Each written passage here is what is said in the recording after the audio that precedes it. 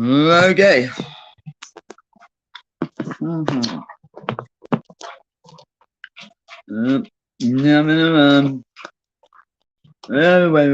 gonna like fall. Let's see what we got here. We have got chat. Okay, chatty chat. There you go. There you go. There you go. There you go. Go on. Now go on. Go on. Go on. Oh shit.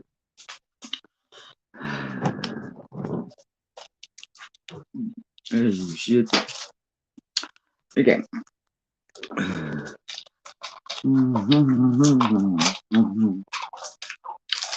Again. Again. I'm going to send you a link. Let me get this rolled. Oh shoot. What is that? Okay. Okay.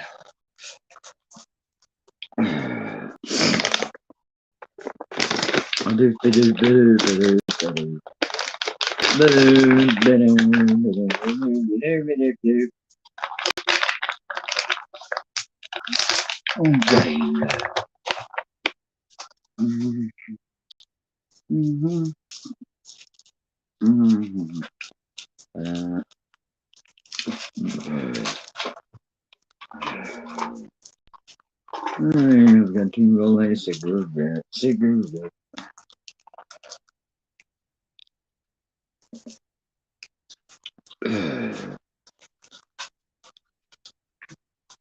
All right. Well, good on you. Let's see here. What we got? 1, 2, 7.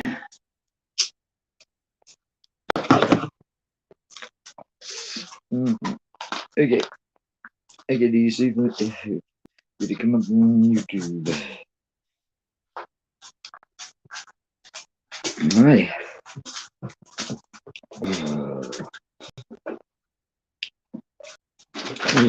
What's taking you so long to load? That's what I don't get. All right, that's because I'm on the wrong thing.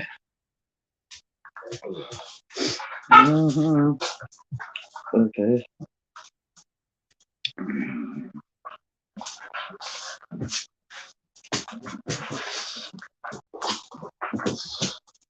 Oh, it's gonna take you forever now.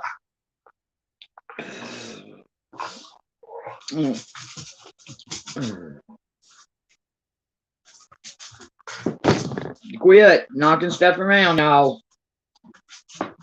Please. Please, please, please behave.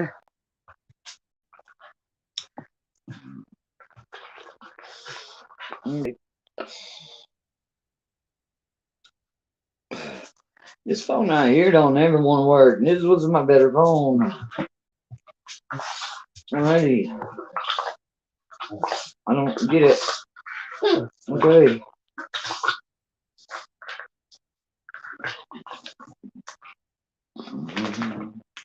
Okay. Whoa. Whoa-de, whoa-de, whoa, whoa, whoa. Stupid me. I do that. Come on now, load. Why ain't you loading? I just don't get why you ain't loading. I just don't get it, period. I mean, I get a damn text on the phone that I'm on. This is crazy. All right.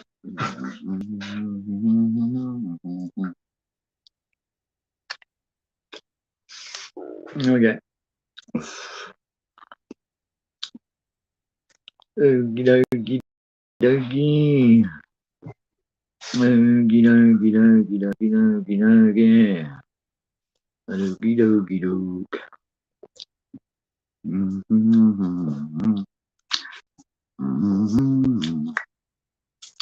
Okay. All right. Okay, it's up. Still on the phone, won't be long. Okay, it's up when you're ready. It's up when you're ready. When you're ready. And I'm gonna let Gabby know. Okay, Gabby. Okay. We chatting if you want to come. Shit.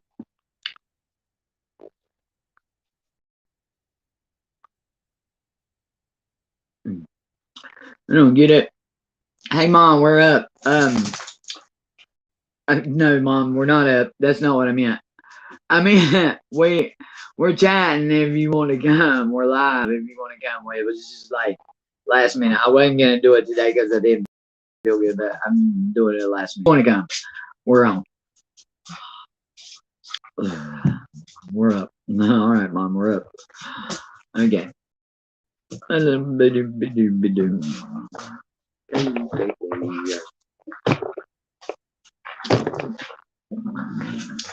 Hello, Gabby again. I talked to Natasha, so we decided just to throw up a live stream so we could all chat if you would like to come. We're not gonna stay a long time, and we're not doing anything that like requires any kind of brain power. So if you'd like to come, there's a live stream that I just now hit go live on. So if you wanna come and chat if you got time.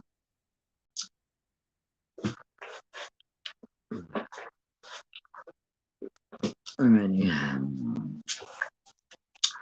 Okay.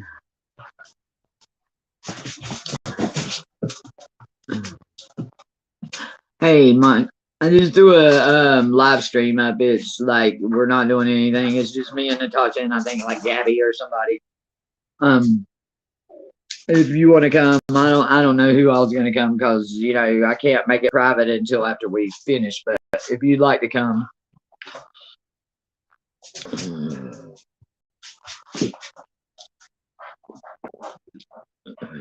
okay.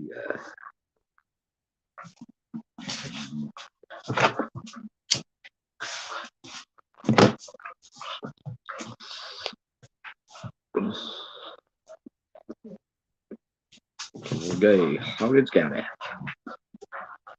Just called in from there about her phone that stole $266 out of her wallet. She went back and watched the camera. She got it on the camera. Okay, so who is it? Where are we at in Brothers Meal on that? All right.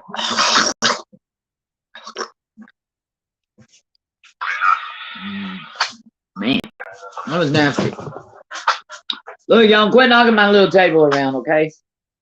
This is not a live stream to listen to the dogs bark and growl.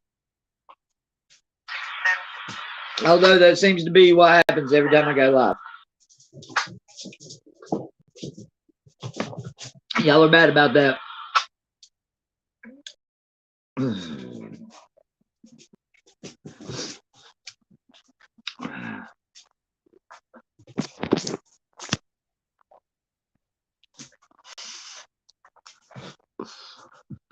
Now live on your channel, Tuesday Talent, Darrow Brunch Break. Yeah, it's not quite brunch right now, but that's okay. My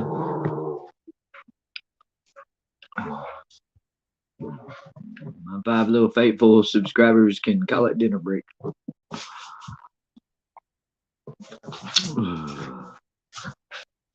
It's gonna fall.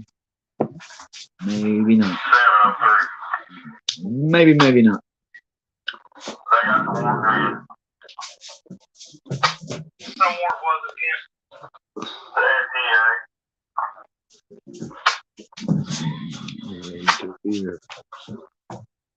Well, that is just crazy.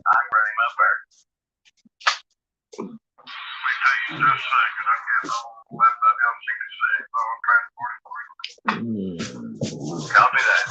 I'll need check that course. Man, you made me bleed, little man. Hey, Natasha. I just thought this might. Now, see, them dogs have not growled all day until I got on here, and they weren't even growling until you come in the room. Now they're gonna get loud. I tell you, it's just something. But I just let Michael and Gabby know in case they wanted to come. I seen he was on. I thought he might need a break. I'm gonna lose you. They're knocking my whole table around. But yeah, I actually canceled it at lunchtime because I was talking to Gabby and no one come to my birthday last night except for mom, crazy girl's mom, and Mike, her brother, and Shandon come by, but it was storming where Shandon was really bad, so she lost Wi-Fi. So I stayed for an hour and talked to myself for a while. Well, I had the scanner on listening to Hawkins County. I'm doing better. I'm doing better. Already done cried it out with Gabby. All the stuff that I've learned this week from my spirits and stuff, you know. It's been kind of rough. It stormed all day. Yesterday was a heavy energy day anyway, you know, like the war and everything. It just was it was a heavy day. And then when it is all gray and almost the sky stays black all day on top of all that other energy, it just was like a blah day. But I mean, it was good. It was all good. Hey, Jamie. Or mystical. I forgot we don't use, well, nobody comes in here where we have to worry about it. Sometimes we have a lurker, but yeah, well, I went live last night for my birthday, but nobody came except for Shannon and Mom and Mike.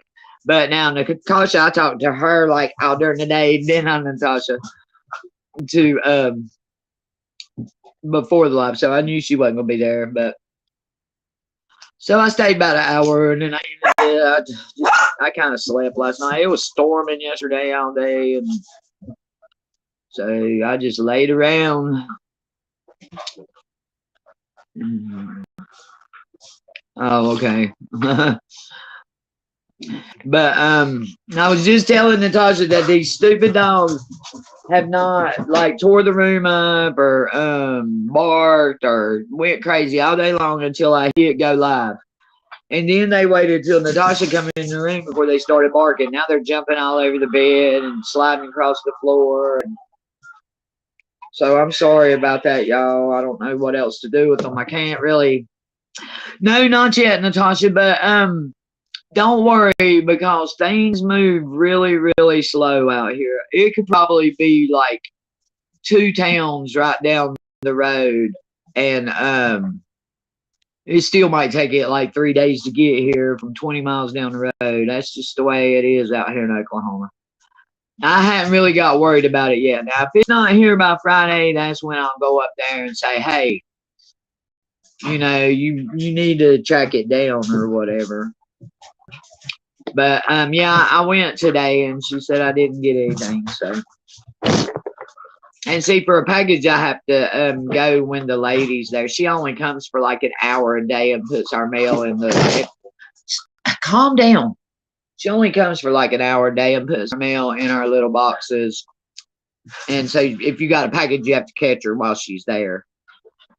Yeah, it is. It's slow. Yeah, Raven lives on the mountain, so she knows how it is. It's when you're kind of like into nowhere, it just takes forever because they don't get in no hurry. These people been here for 100 years, and they don't like our post office lady.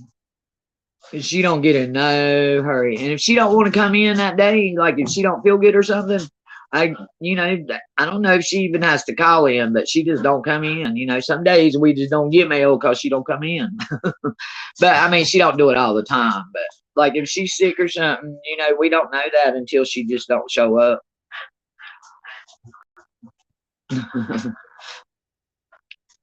Yeah, true. 100 years old and slow as turtles. It's true that, but you know, this whole state kind of runs that way. It just is like really laid back. Nobody's getting in no hurry out here, except for people driving. You know, I'll be doing like 65, 70 miles an hour, and they'll come around me at 100, and they only get to the stoplight or to the next town like 1 minute before I do. So it's not like they're gaining any time by risking both of our lives by passing me like that. I mean, I don't mind somebody passing me, but they act like, you know, I'm doing 25. They go by me at 100, and I'm at least doing most of the speed limit out here just about everywhere until you get into a town is 65. So, I mean, I be getting it, and they come around me like I'm the one not moving.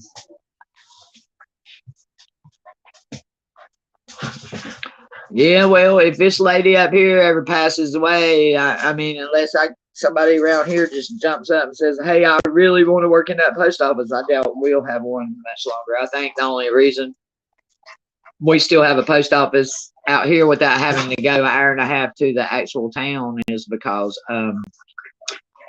she does it, you know, because everybody said that if it wasn't for her, we wouldn't have a post office. So can't really complain too much. I'd have to go a long way to get my mail every day, or I'd probably just go like once a month to get mail if I had to go all the way to Durant to get it. Yeah, and they don't make nothing. I mean, for her little hour a day, I doubt she even hardly gets a check. You know, I mean, I'm sure she's padding the books and saying she works a couple hours a day, but still, it's nothing. There's no money in it. Even if you work a full-time post office job, it's got good benefits, but it really ain't got good money. You make more in a Taco Bell now than you do for working for the post office. Because Taco Bell's paying like $15 now for cashiers out here. $15 an hour. But then, you know, you might not give it 10 hours a week. 10 or 15. Yeah, I feel better today. I think I kind of cried it all out, you know. And then it was, you know, it was kind of sad because when I went back to do a spirit box, I didn't even know what to say to them. You know, I felt like I'd been burned, and I felt like even though they taught me a lot and they taught me, you know, that I was too trusting and I got to quit, you know, she reminded me that evil doesn't work on emotion like we do, and that basically that this in their nature, they're doing what they were created to do, which is destroy me, you know.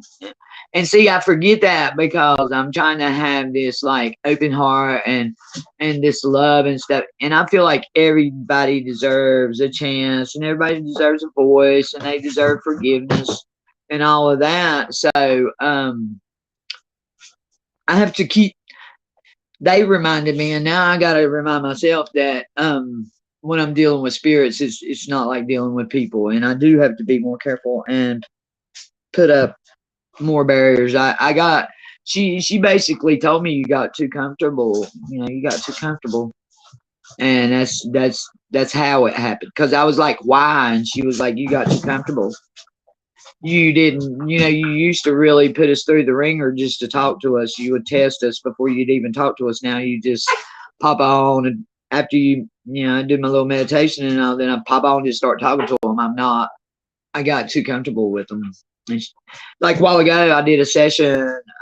I just finished it when you text me, Natasha. And there he was. He was like, it's Seth. Are you not going to talk to me? And I was like, look, I don't mean no disrespect, but I'm not even dealing with the Seth thing today. I was like, I'm not dealing with that today. I was like, no, I'm not speaking to you right now, Vincent. Like, I know you're not Seth. I know you're Vincent. And no, I'm not dealing with it today. And I'm not trying to be a hard ass. I'm just not going to do it today. I'm like, you know, and then like one of the better spirits told him, you know, if you want to stay, you just gonna have to chill out. And he did.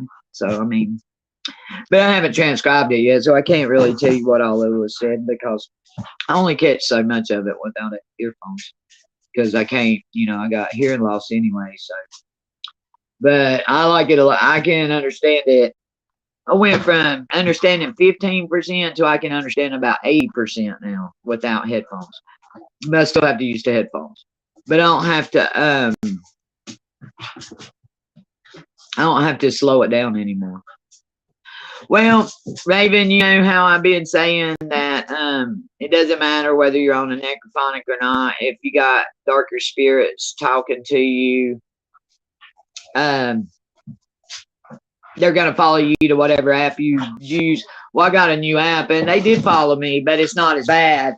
And my good spirits, when I learned a big lesson the other day, they brought me through a spiritual lesson.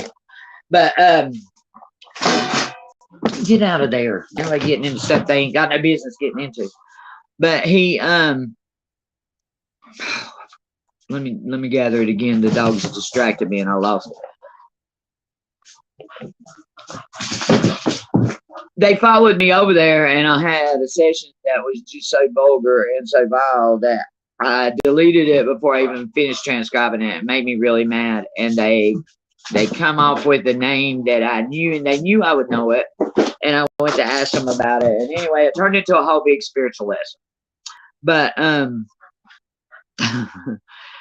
about my spirit guide Seth, my spirit guide Seth has been my spirit guide for like my whole life. He's been in my head. But Gabby one day said, "Ask me, how do you really know that's really your spirit guide on the necrophonic?" And I was like, because he's answered questions that only Seth can answer, blah blah blah. Well, anyway, it turns out I've been being lied to the whole time. It was not Seth. It was not my spirit guide Seth. It was a spirit I dealt with way back in the very beginning when I started doing spirit boxing, and we kind of got into it. His name is Vincent. And he's a dark spirit. And he'd been lying to me, and they had been trying to tell me, but on the necrophonic, my other spirit guide told me that on the necrophonic there was so much evil that I couldn't even hear her voice, that they were drowning her out. She said, "I've been trying to tell you, we've been trying to tell you, we've been trying to tell you, and you just wasn't getting it." Because every time they would go to say something, all these other spirits will talk over them, and I couldn't even get it translated with headphones. And so the universe moved a lot of stars and lined up a lot of stuff. So I ended up with a different app.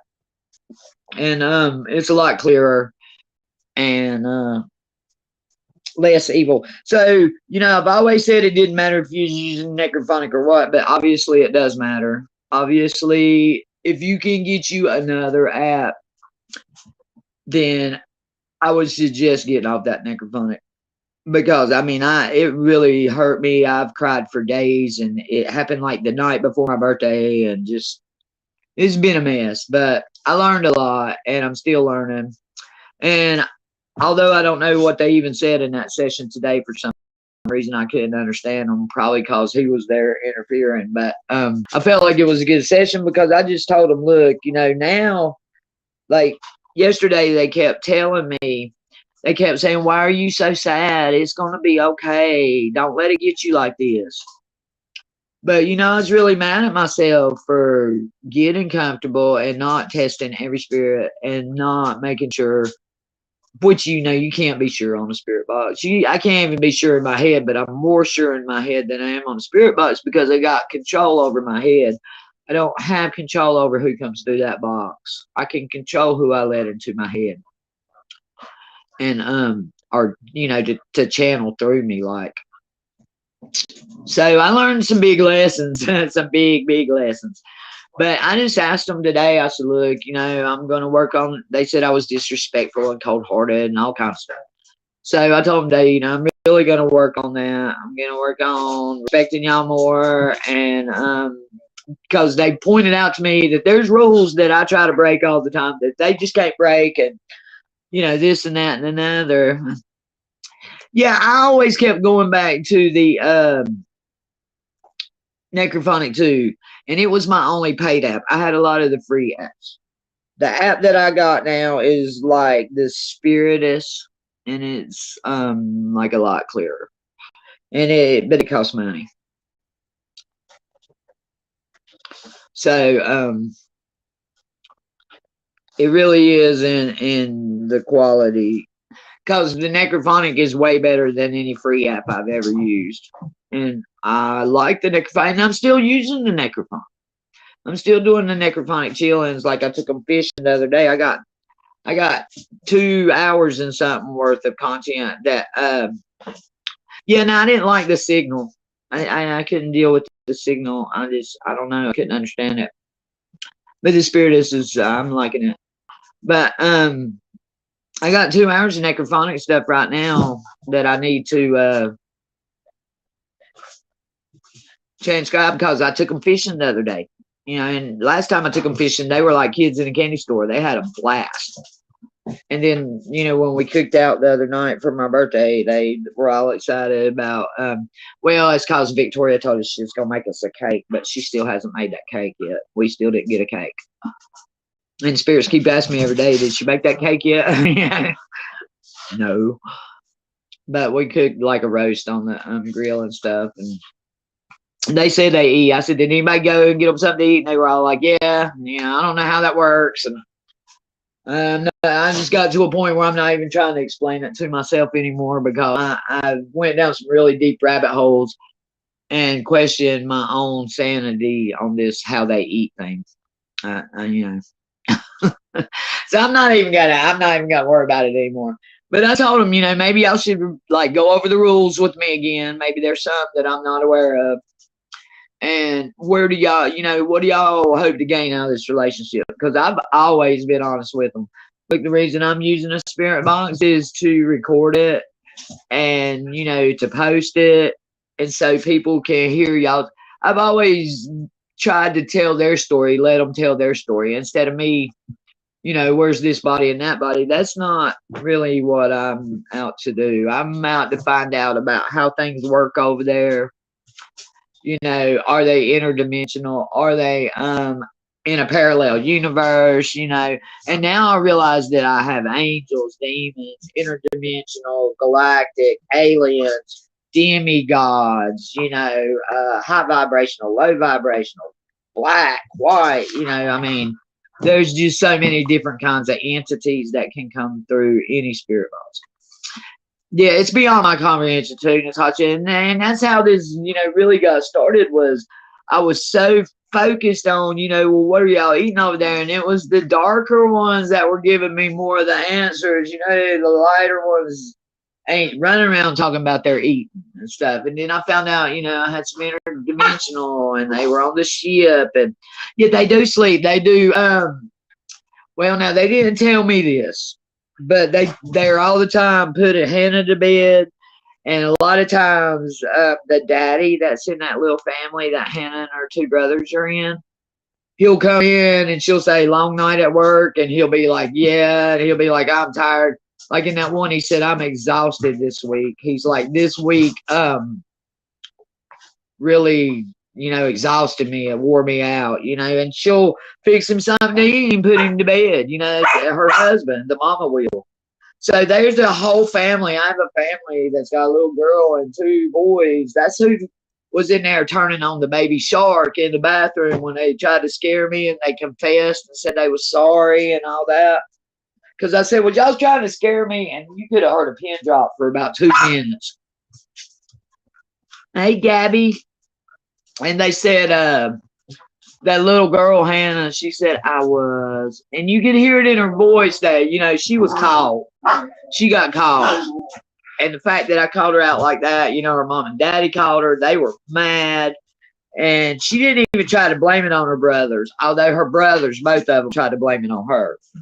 They were, you know, it was sissy. You know, but they were in the back. I don't really think they were trying to scare me. I think they were trying to play with the baby shark that was in the bathtub. It's a little one of them sharks that swims by itself in the water, and it goes, baby shark, shark, shark, shark, shark, baby shark, shark, shark. You know, and they was just trying to play with it, but there was no water in the bathtub. And the whole thing, the bathtub was vibrating, which made the wall vibrate, which made my room vibrate, you know. And I'm like, what the hell is that? But as soon as I realized, I knew what it was. I knew it was that shark because of the way it was vibrating. And I could barely hear it going, baby, shark, shark, shark, shark. So I was like, really? Y'all are in the bathroom. Y'all are playing with the bathtub toys, you know? I thought it was like, you know, somebody really trying to scare me. I didn't realize it was going to be the kids. I didn't realize it would be the kids in there trying to play with the bathtub toy. But that's who it ended up being. Because they were like, I was like, was y'all in here? Y'all know y'all ain't supposed to. This before I knew it was kids. I was like, y'all know you ain't supposed to be in here. Who was in here? You know, I went straight on the spirit box. Like, who is in here? And the little boy, like we all was, you know, he told on all three of them. It does sound like a parallel universe because they're eating. Well, you know, they told me that they were interdimensional beings.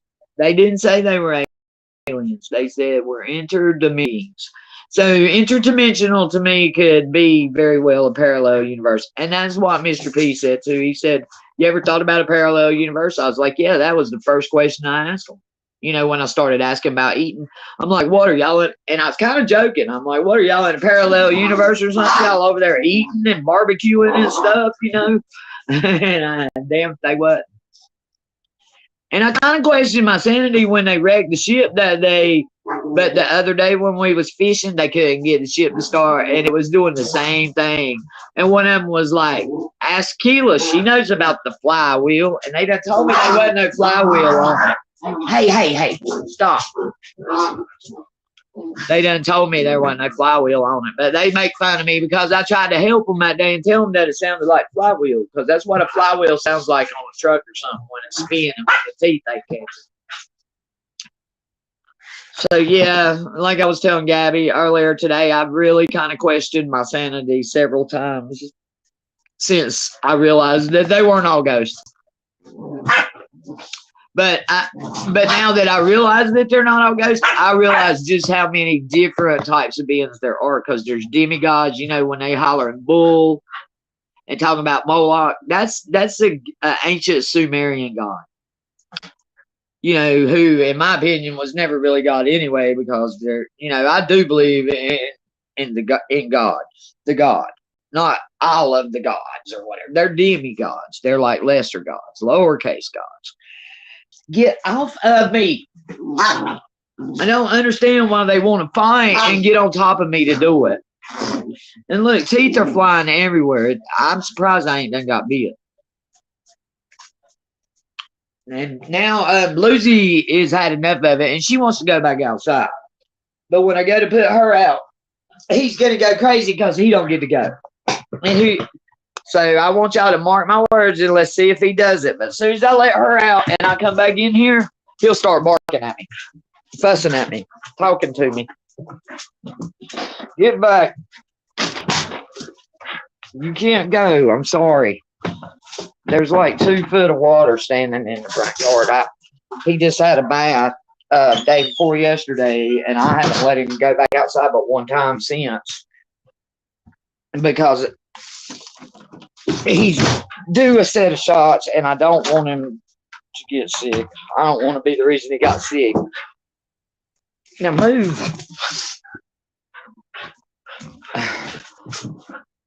Stop.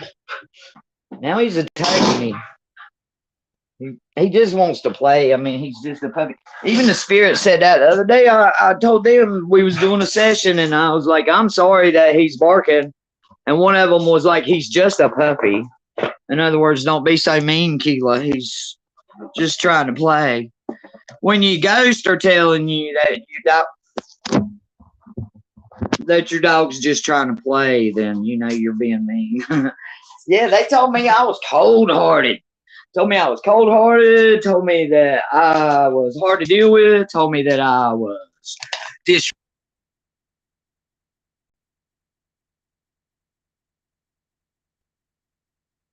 Shit, my mic is muted.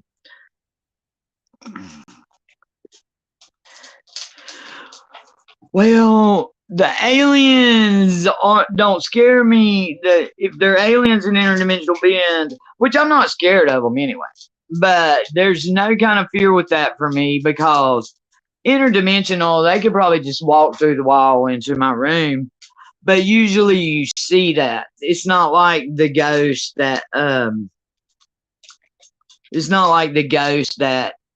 you can't see, and sometimes I might not can pick them up. Sometimes the demon will get in here and I don't smell it, or I don't realize that it's here. Like that one that I let walk out of here that day. I might not catch it at first because they can get in here and hide. Interdimensional beings, they're really, I just feel like if they was gonna come in here, like the little kids when they got caught playing with the shark, they really weren't trying to hide. They didn't. And I hadn't set the interdimensional ones down and said, hey, y'all ain't allowed in the house and all this. I mean, they probably heard the same rules as everybody else because they come from the same sessions. But the little kid, because the little kids, all three of them was like, we didn't know. And they probably really didn't. To be honest with you, they're not allowed in here at all. Even the demon that night that tried to scare me, he was still outside the window. He did not come in. He didn't cross that barrier. He even told me to get up and move around because he couldn't see me where I was sitting. But he was like, I'm here. I'm in your window. He told me he was here, but he didn't come in the house. And that's all I've asked him is don't come in here trying to beat on the walls and scare somebody. And that's what I told him when I realized it was kids. I kind of laughed about it. And I said, well, I'm laughing about it this time. I said, but, y'all can't do that because I'm not scared, but other people that live here are, And my daughter-in-law had been in here and realized that because it'd been in there for like 2 days sitting up in that corner of the bathtub thing. It hadn't went off by itself. You got to touch it or something to make it go off. It's kind of like a REM pod. You got to be close enough to make it go off. If you're on that necrophonic, you're probably going worse than that, unless you're dealing with aliens. The demons, you ain't gonna know they're there unless. I can see them and smell them, and they get in here all the time, and I don't know they're here. Once I realize they're here. Demons, their number one defense system in all of eternity's existence is hiding. That's their number one skill. Because they were like once Lucifer fell and took a third of the angels with him, their whole existence is to make us miserable and destroy our lives.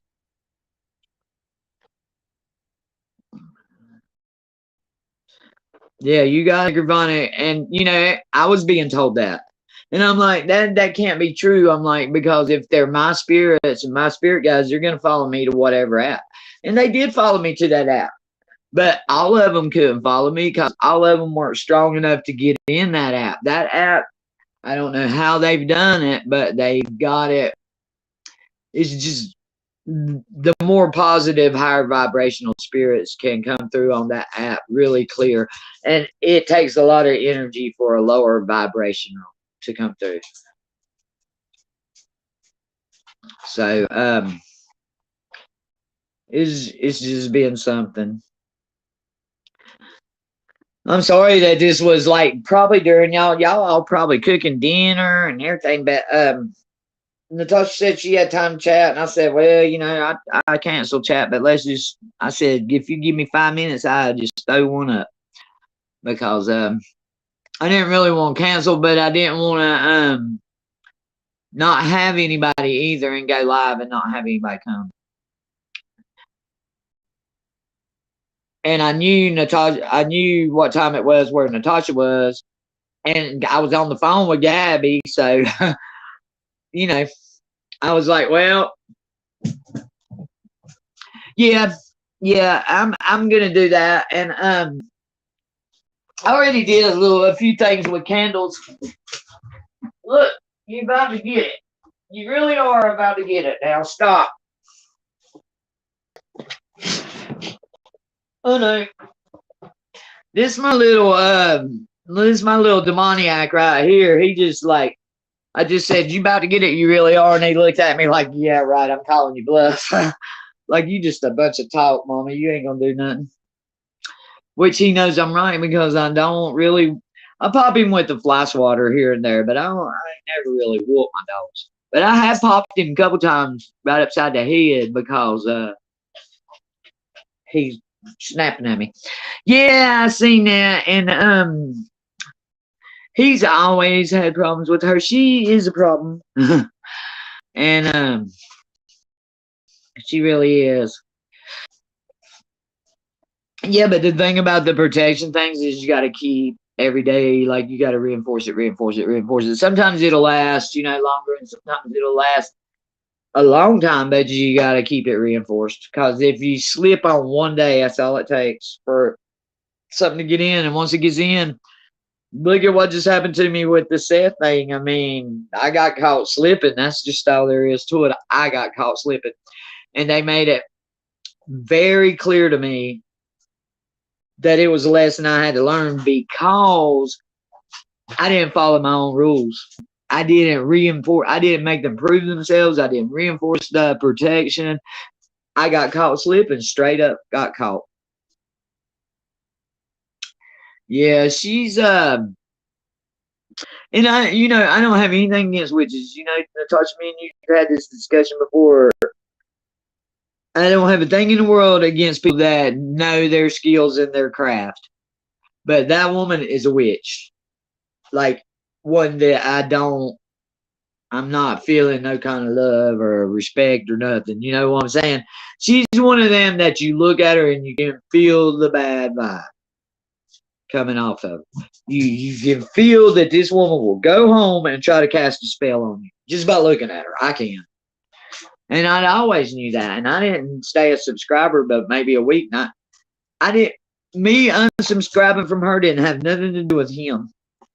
But when me and him talked about it, he's like, you didn't have to do that. And I'm like, what are you talking about? I didn't do that, for you or anybody. I just can't take it because I can feel all that, like, hate coming out. It's like hate comes out of her. And, just look, like, talking to her and all, you wouldn't really pick that up. But, yeah, she got very negative aura. Very negative. And, look at how the spirits told me that I was rude and disrespectful and cold-hearted. This is a woman that tells them when they can speak and when they can't. And she'll hit the off button on them. See, if y'all have ever noticed, once I turn that box on, I don't turn it off. I don't turn it on and off to get answers. I turn it on and whatever they say, no matter how bad, well, I do censor. Like the other day, I don't put that vile shit out there. If they're talking nasty and over the line, I don't put that out there. Because I don't know, you never know who's might put my shoe back. Now, I ain't going to have that, boy. You never know who's going to watch the video. But,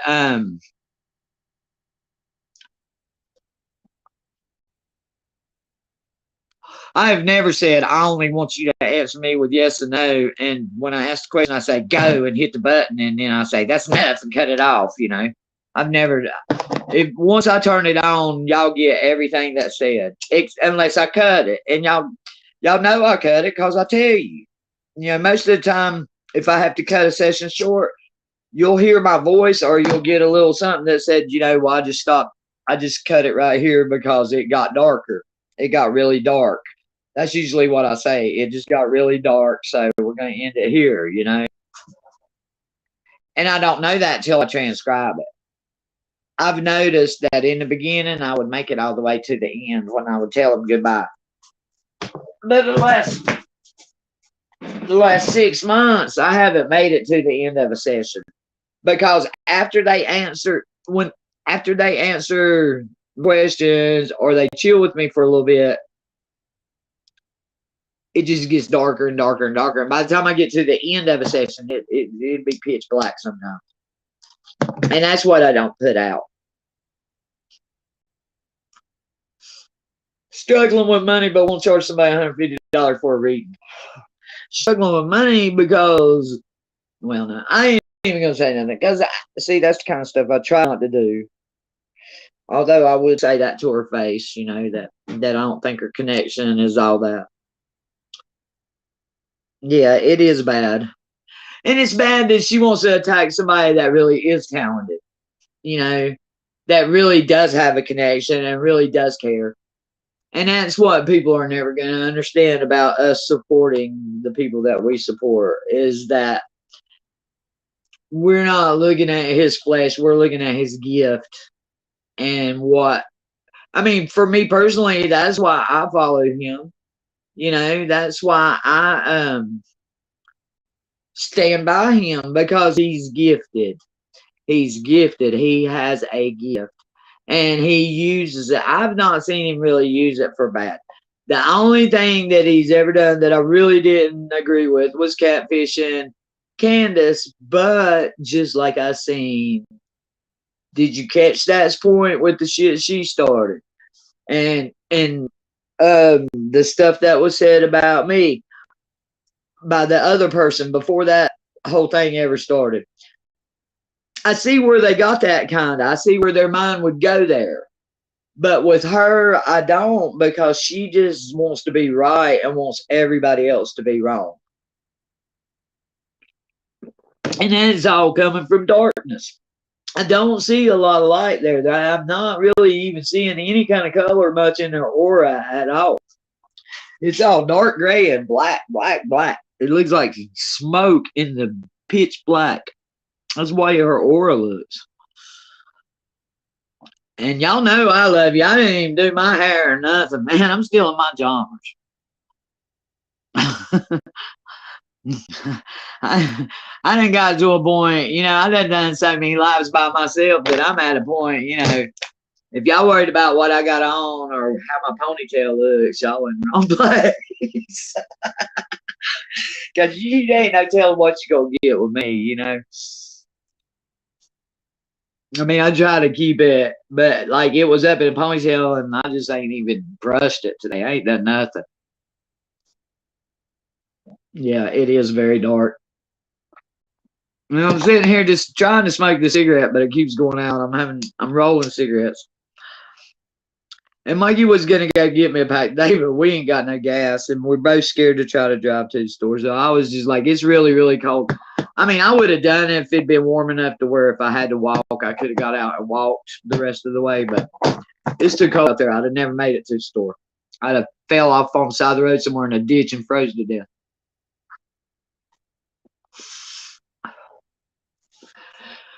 Yeah, and you know, well, now they told me I have fibromyalgia, but I think they're wrong about that. I think that what I'm experiencing is just a side effect of my bone disease. But they tried to tell me I have fibromyalgia, and they tried to put me on that Lyrica, and that stuff swelled my feet up so bad I couldn't even put them on the floor. They hurt. I mean, I'm talking about like looked like I had elephant foot or something because I had a reaction. Well, she does, but most people that have rheumatoid arthritis end up getting fibromyalgia. The arthritis is in your joints, and the fibromyalgia is in the nerve endings and the nerves that are in your muscle and tissue and stuff like that. Feel like you get stuck with needles all over, it's a nerve pain. It's a form of neuropathy, kind of. And most people that got really bad arthritis get fibromyalgia. That's why they were like, with all you got going on, you have, of course it's fibromyalgia, but I don't think it is with me. I think it's just like some kind of side effect of my already, bone disease.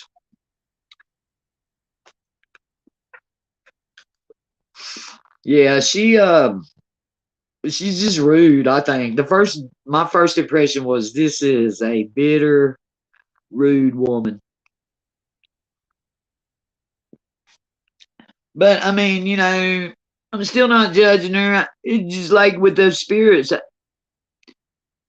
If she learned something, there's forgiveness, there's love, there's acceptance, all that. But we got to do the work. Ain't nobody gonna hand us respect and hand us forgiveness and love and stuff if we don't earn it.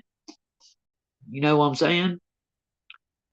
And that, I hate to throw my past up again, but that's how it is on the street. You got to give respect to get respect. It's not just handed to you. It's not free. It's something you have to earn. So, it's the same thing with this. This ITC work is not easy work, and there's a lot of people that try to do it, but to be like I don't even really consider myself successful. I wouldn't say that I'm gonna be Josh Lewis or Costas one day, because I that's not my passion. That's not. Yes, I enjoy it. I'm passionate about it. I care about my spirits. I actually love my spirits. I have love for my spirits, and that's kind of where they're trying to slow me down, is that I'm too trusting, and I don't trust people at all. So I should know better. Yeah, and that's right, Gabby. I guess that's what I was trying to say. You get what you give. What you put out is what's coming back to you. And like even people that I don't like. I mean, I wouldn't say that I hate anybody, because I don't really have any hate. Even my husband, my last husband, who I should hate, I don't hate him. I realized that he was a product of what was done to him, and things that happened in his life, just like we all are, you know. But I got that open mind. Y'all got that open mind.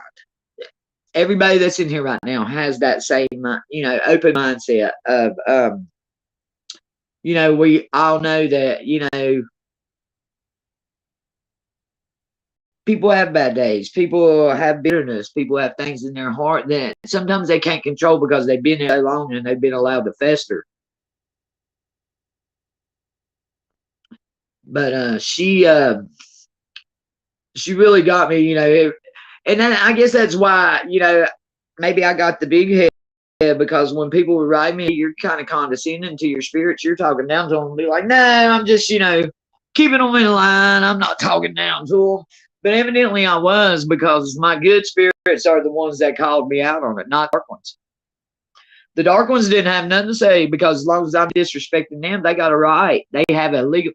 One day, that day I was channeling, that I talked for 5.5 hours and didn't stop, which I could do that on any day. But I wasn't, I was channeling that day. And Shandon stayed for every word. I love Shandon.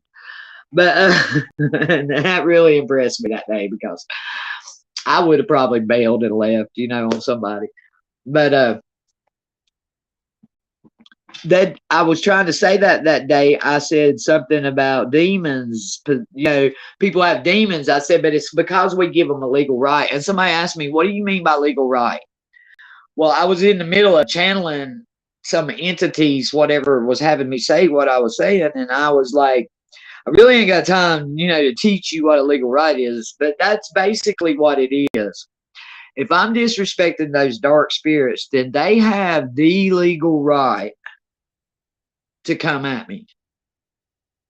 And see, I've been, sitting in here preaching about that one boy and his wooden cross and how he's going to kick a demon's ass.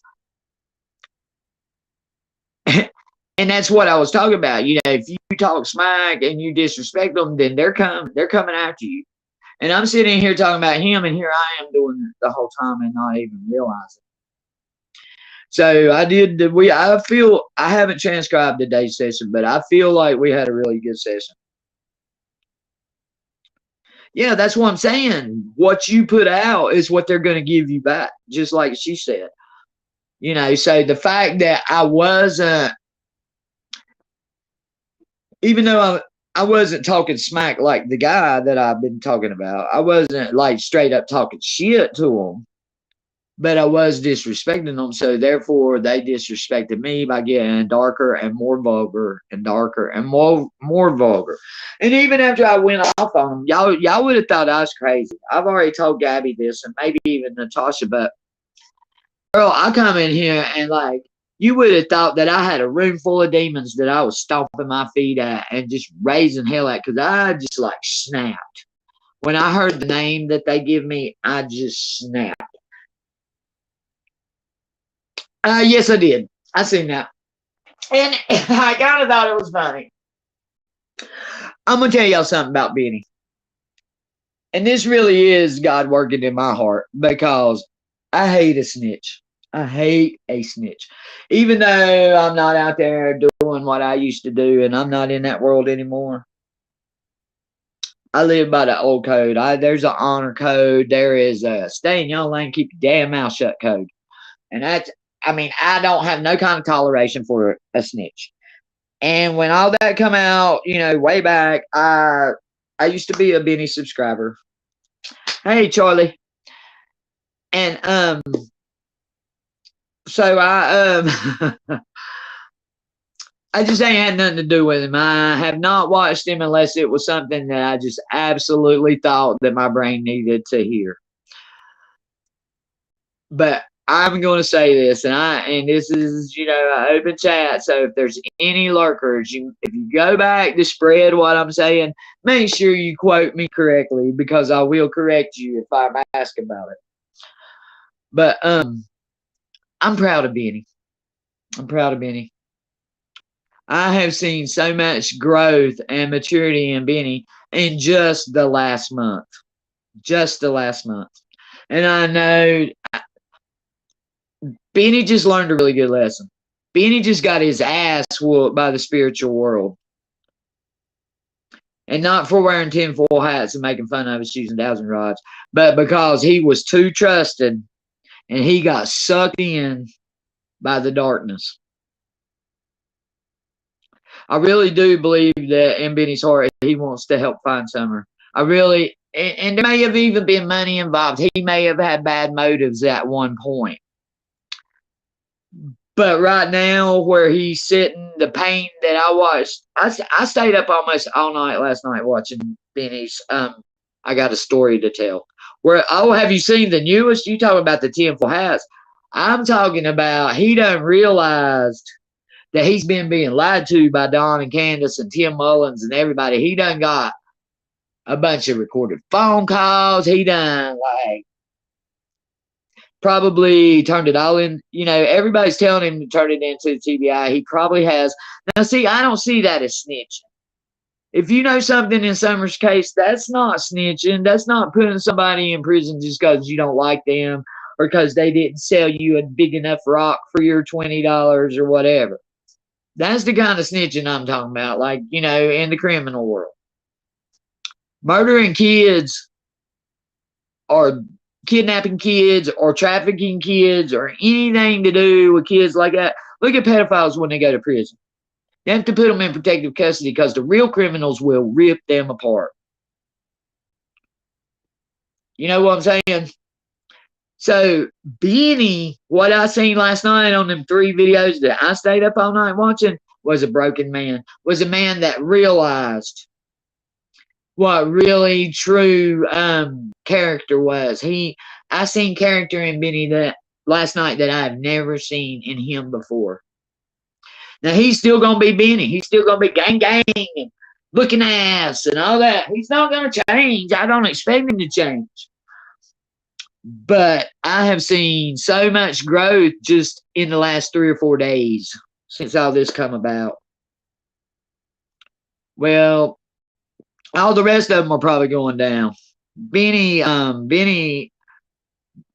think Benny done the right thing, and if he did, I'm proud of him because that's not right. And that's stepping up and showing character and showing resolve and showing goodness. And I think when Benny was crying, that was that he really cares about Summer. And I don't think he was crying because he got bullshitted or he got lied to. Same way with me and the spirits the other day. It wasn't the fact I wasn't hurt because the spirit pretended to be somebody else. I should have been on that. I was mad at me for being sucked in by something that I already am familiar with, which is the fact that you just don't trust like that. You can't trust. It's bad enough you can't trust anybody human wise, but to go, I forgot that they were darkness. Darkness is not the same thing as light. And when you deal with the darkness, you're going to get a tint change to yourself, much less. And I tried to, I guess I thought that I had, I don't know, I'm going to get a put it in metaphoric terms, like I was super chick or something.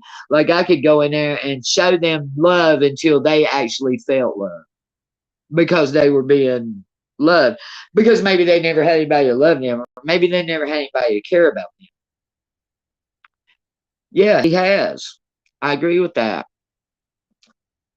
Well, it's not just that he can't find her, it's just that he realizes that the people that because Benny's probably like me. He probably don't trust a lot of people.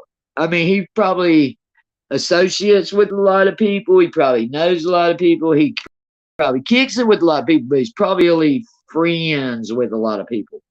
Because Benny knows, being out there in that world, that there's no such thing as friends in that world, and he forgot that. And he let Don and Candace kind of suck him in. He believed her. He believed Candace. You can see the hurt on his face when he realizes that Candace lied to him in that phone. Every time he played it over and over and over, he just kept playing it over and over and over. And every time you could see that pain at that point of the phone call when he realized Candace lied to him. When he told her, if I'm sure he didn't say all this, but this is what I come away with. He probably told her, if you did, just tell me. So I'll know what I'm dealing with, and I can still go look for your daughter.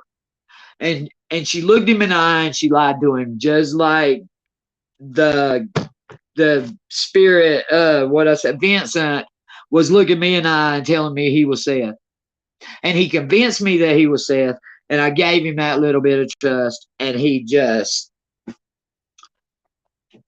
stomped all over it because, but see, I forgot that it is innate instinct or nature or his origin to be my enemy. He is my enemy. I'm trying to, I guess, call a truce and show my enemy that there was love and forgiveness. And when you're that guilty, like I believe it's Candace. I believed it was Candace since day one. I believe Don knows about it. Don may have even helped get rid of the body, and I am not excusing what Don done. But I feel like the bottom line responsibility, the meat of the whole thing lays on Candace.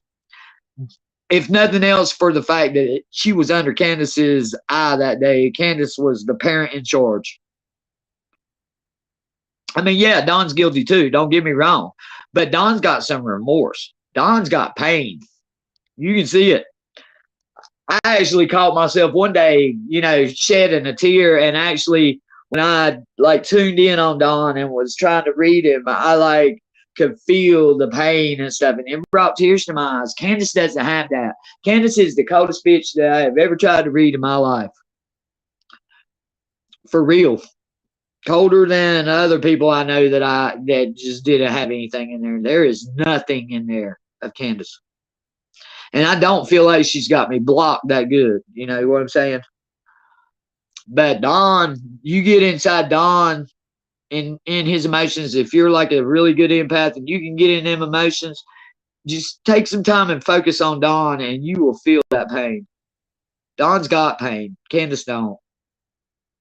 Now, I don't know what Don's motive for that pain is. It might be because he lost his bed buddy. It might be because Don, and I can tell this from reading him, Don's the kind of man that don't like share his shit. And drug addiction will make you do things that you wouldn't do if you wasn't on drugs. And if Don knew about her being sold, which I think he did, he didn't like it, but he done it because his addiction overrode his common sense. You know what I'm saying? And he knew that was money. Every time they sold her, that was their money to go buy more drugs or more alcohol, more whatever it was they wanted. More money. Money's just as addictive as drugs.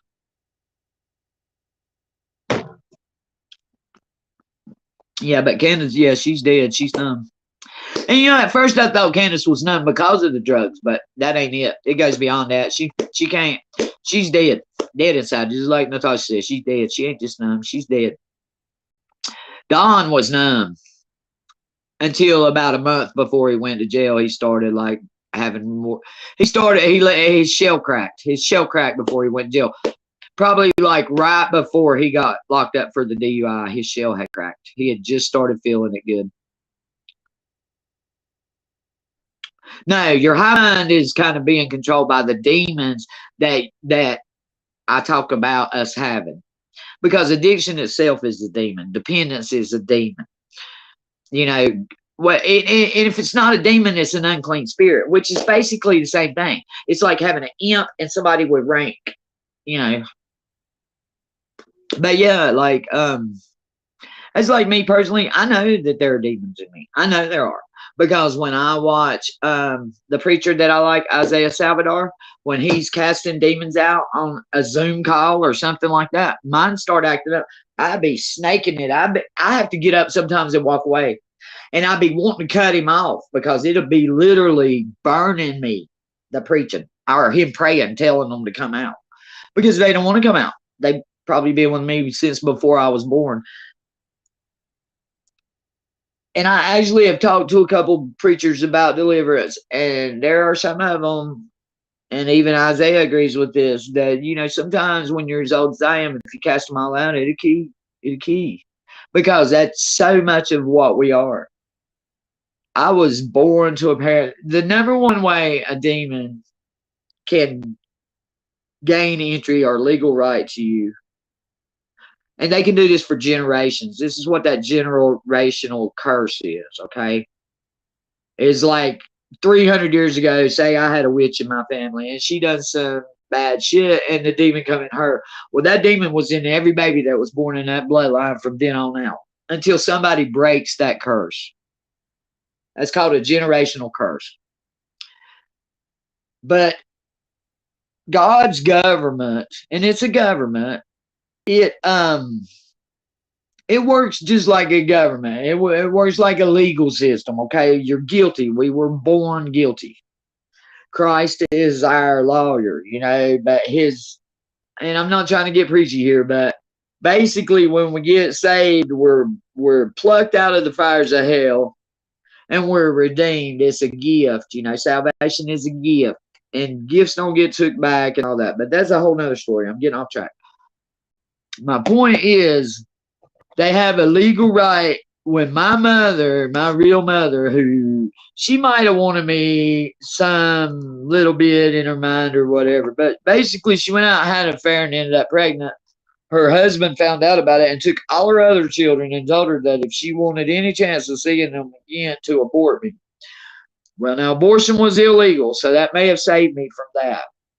You know, maybe she would have aborted me if it was this day and time and it was legal. But back then it was illegal. So she had me and she gave me up for adoption.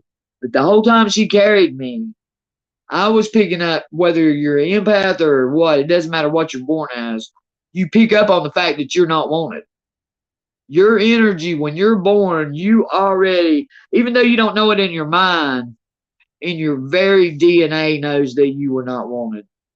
And that gives a demon a legal right. And that is the number one way that demons inhabit humans, is through unwanted pregnancies and resentful parents. Like a lot of people, you know, they might get pregnant and still have the baby, and it's not that they didn't want them, but it wasn't the right time, or they had to struggle, or, you know, and they have all this resentment. And that's a legal right. It's a legal right for a demon to put a generational curse on your bloodline and keep it there. So, and I realized this without the help of a preacher or anybody, but one day I was fussing at my grandson, who was 16 years old, and I just got through telling him, don't run from the law in that damn car, Jesse. If you run from the law, you're going to end up hitting another car or something. You're going to rack up a bunch of felonies, and you're going to be in the same shape me and your daddy's in. You're going to be a damn criminal. And he said, no, I ain't like you and your daddy. You and my daddy. And I said, let me, because Jesse always said he was going to graduate, go to college, break that curse, right? And let me tell you something, Jesse. Let me tell you a story. There was this drug addict, and she went out and met another drug addict. They had sex, and they had a drug addict, which was me. Okay, that was my real mom and dad. And then they had me. I said, then I had two sons. So I bred two more drug addicts. because both my sons are drug addicts. My oldest son doesn't have any kids, but my youngest son that I live with now, he has 4 kids, which Jesse was the oldest one. Well, they're in foster care because they lost them because of drugs.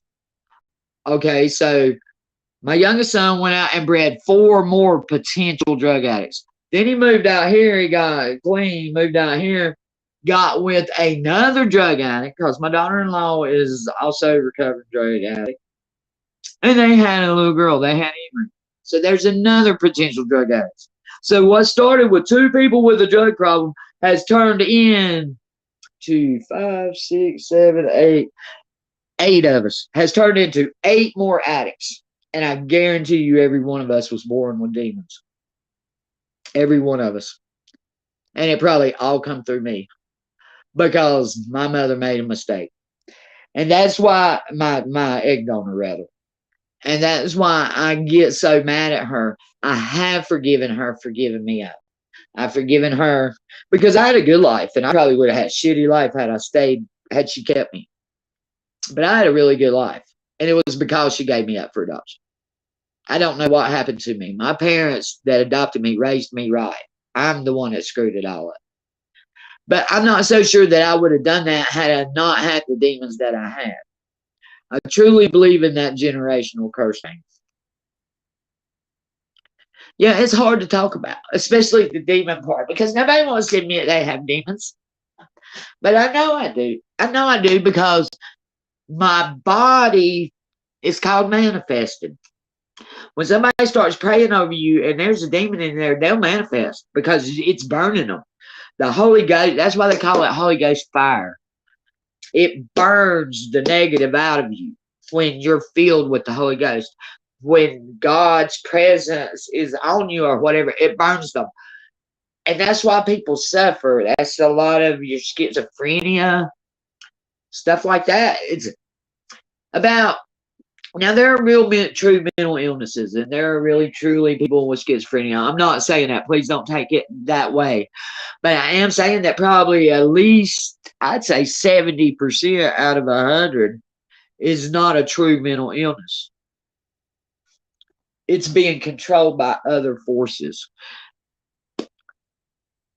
People don't understand that this shit is real. It's not just somebody's delusional mind. Demons are real. Angels are real. Dead spirit ghosts, whether they're coming through that box or they're haunting somewhere or whatever they're doing, even if it's residual energy in an old dilapidated house, it is real. The other side of that veil, the afterlife or the far away, whatever you call it, however you refer to it, it's real. It's realer than this world. And I know y'all have heard me say that before. But the spiritual realm is realer than the physical realm, because the spiritual realm is where your soul resides. It's where your punishment's going to come, and it's eternal. And that means it's forever. It never ends. And I can't even wrap my head around how long never ending is, you know? So, and people don't realize that, you know, you got all these judgmental people out there, because to most people, that's why it amazes me that y'all are my friends like you are, because I talk about some crazy stuff. But you know what God says in the Bible, that Paul said that God uses the foolishness, that the people who serve God are just foolishness to the people who don't, because they don't understand it, because they've never felt it. They've never felt that kind of power. They've never felt that kind of real. You let a demon get a hold of you, you'll realize what's real. I could fight a man off. Somebody could come in here right now and try to rape me, and I'd fight like hell. He'd have to kill me. But I can't whoop a demon's ass. I can't. It doesn't matter how much or what I got, or if I had like every gun in the world and every sword, and I was like a ninja samurai. I wasn't right, ninja samurai, but you know what I'm saying. I can whoop that demon's ass. But the name of Jesus Christ can, the sword of Jesus Christ can, the blood of Jesus Christ can, and I got a mouth.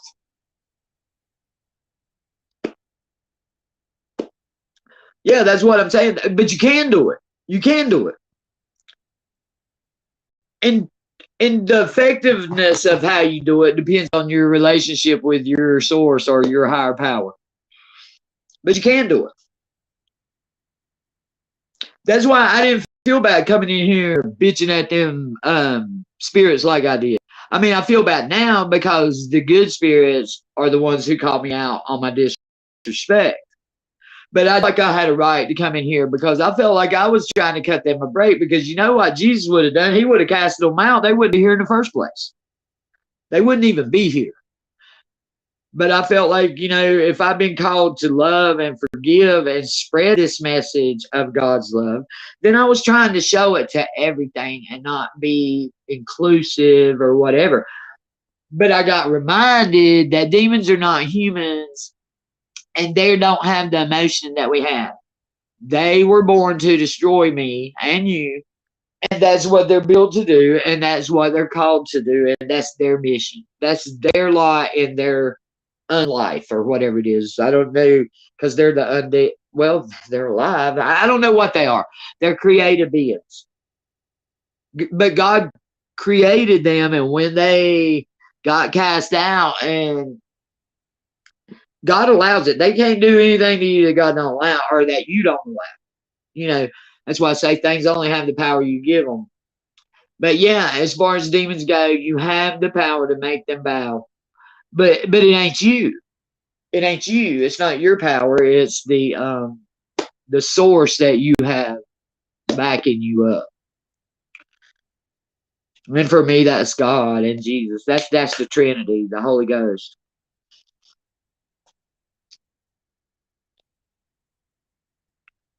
But I forgot that, and I started seeing them. They would be like, because they heard and they're like, help me. And it's hard to listen to people beg you to help them, and you just like ignoring them or whatever, because I try to help them. I pray for them. I give them light. Sometimes it'll just drain me, because I'll go in there and take all the light that I can come up with, or that I can draw from the universe, and just blast them all with it, because my good spirit it's a reward for the good spirits. But here I am rewarding the evil too, because what? Because they hadn't haunted me? I mean, really, I don't know what I was expecting. I even in my own mind, every day I'd be like, wow, I'm really lucky that one of them demons hadn't just come in here and kicked my ass yet.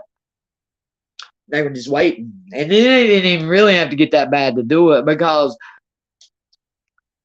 since I feel like I've changed, this is several years back. This was before I even got clean, because I started changing and God started using me, and I started embracing my gift.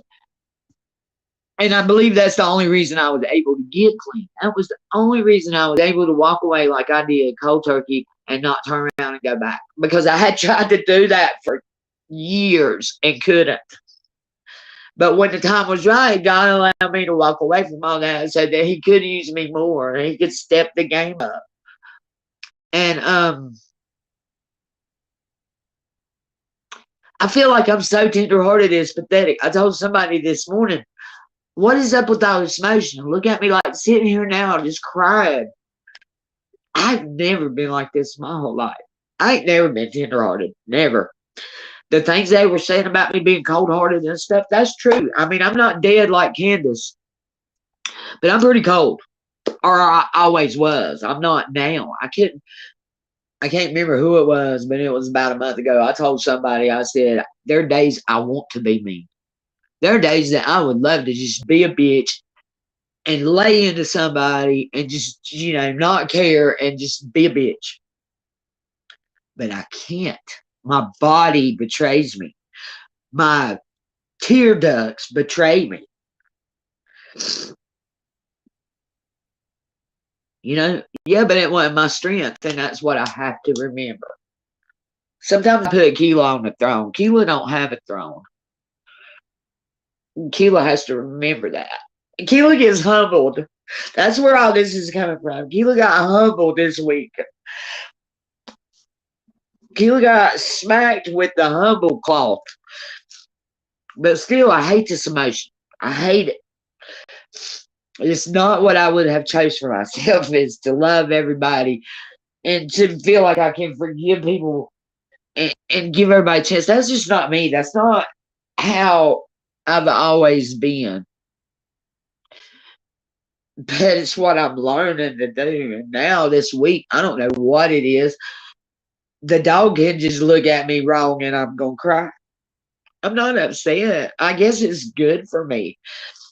I cried like hell to Gabby this morning on the phone, and I told her when we got through, I said, Gabby, God put you in my life because I never just broke down and cried like this, you know? And I feel like I feel better after I cry. It's such a release, but since the war started, I just got like it since the war started. But I'm being so flooded with all this emotion. There's all this death and sadness and just like treachery and underhandedness and people sticking knives in each other's backs and stuff. And I know that I'm just one person. I can't go out and change all that. I mean, I'm not trying to. But it gets overwhelming at times. I feel it all. Even if I know I can't change it or whatever, I can help. I can try to change it, you know. But sometimes it just gets so overwhelming. And see, this kind of like the other night when I found out, that Seth on the box wasn't the Seth that's in my head. That's the kind of stuff that I just went out and got high over, because that's a lot of like feelings and emotions to process. I've been processing it for days. That's probably why I've been crying for days. But yeah, I feel better every time, just a little bit like that. Like I feel better. So yeah, it's not really that I'm getting upset. It's just that I guess maybe I see the growth in my own self. I'm not one to pat my own self on the back. Never have been. But like when I look at Benny, man, it just makes me happy to be on the side of the fence that I'm on now, because 5 years ago, I wouldn't have recognized any kind of growth in Benny. I still would have not been watching. I still would have been having the same old opinion. But man, I felt and seen that pain on his face, and I felt the growth that he just was like experiencing, because that's what I've been experiencing, is that growth, and that growth's what makes me like get emotional. That, and I'm my own worst critic. I'm really hard on myself, and I feel like I should have known better. I feel like a kindergartner that got my hand smacked with the ruler. You know what I mean? It could have been a lot worse. They could have done worse to me. Even my good spirits that corrected me could have really reamed me a lot worse than they did.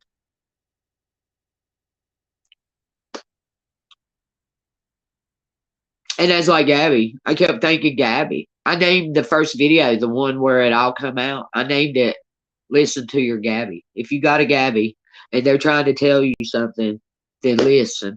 Listen to it. Because if you got a real friend like that is really trying to tell you something spiritually, and you think you got it, like I thought when she said it, I thought, nah, man, I know the difference. I mean, I didn't say it like that, but you know what I'm saying. In my head, it was like, well, I don't know what she's seeing, but whatever it was that she said, I can't remember what she said now. But she didn't even come and say, I don't think Seth is Seth. She just said something like along the lines of, how do you know that's really him?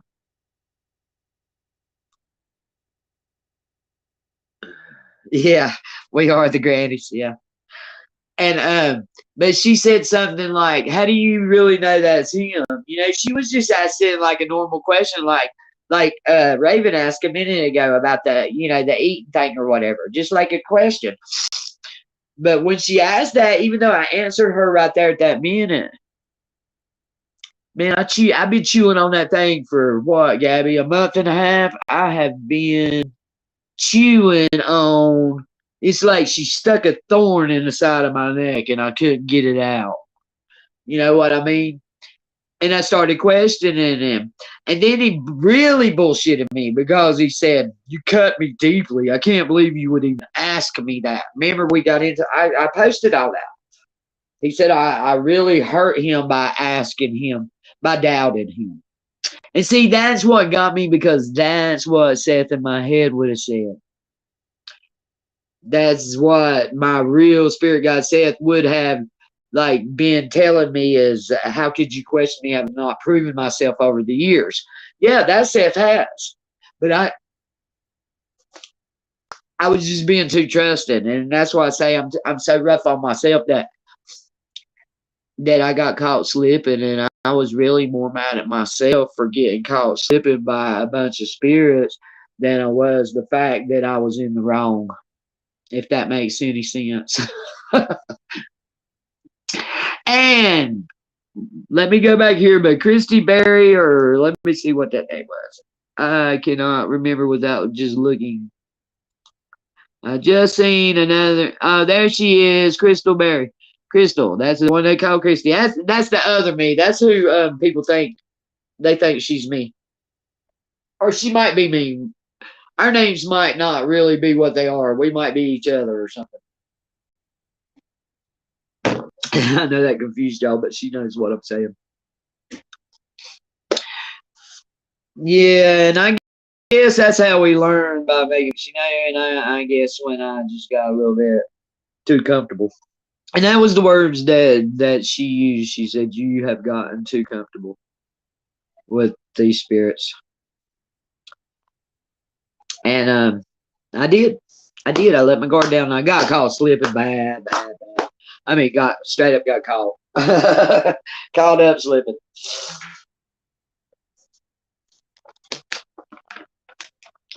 Y'all, I'm sorry, but crying makes me want to smoke another cigarette, which means I got to roll it and everything.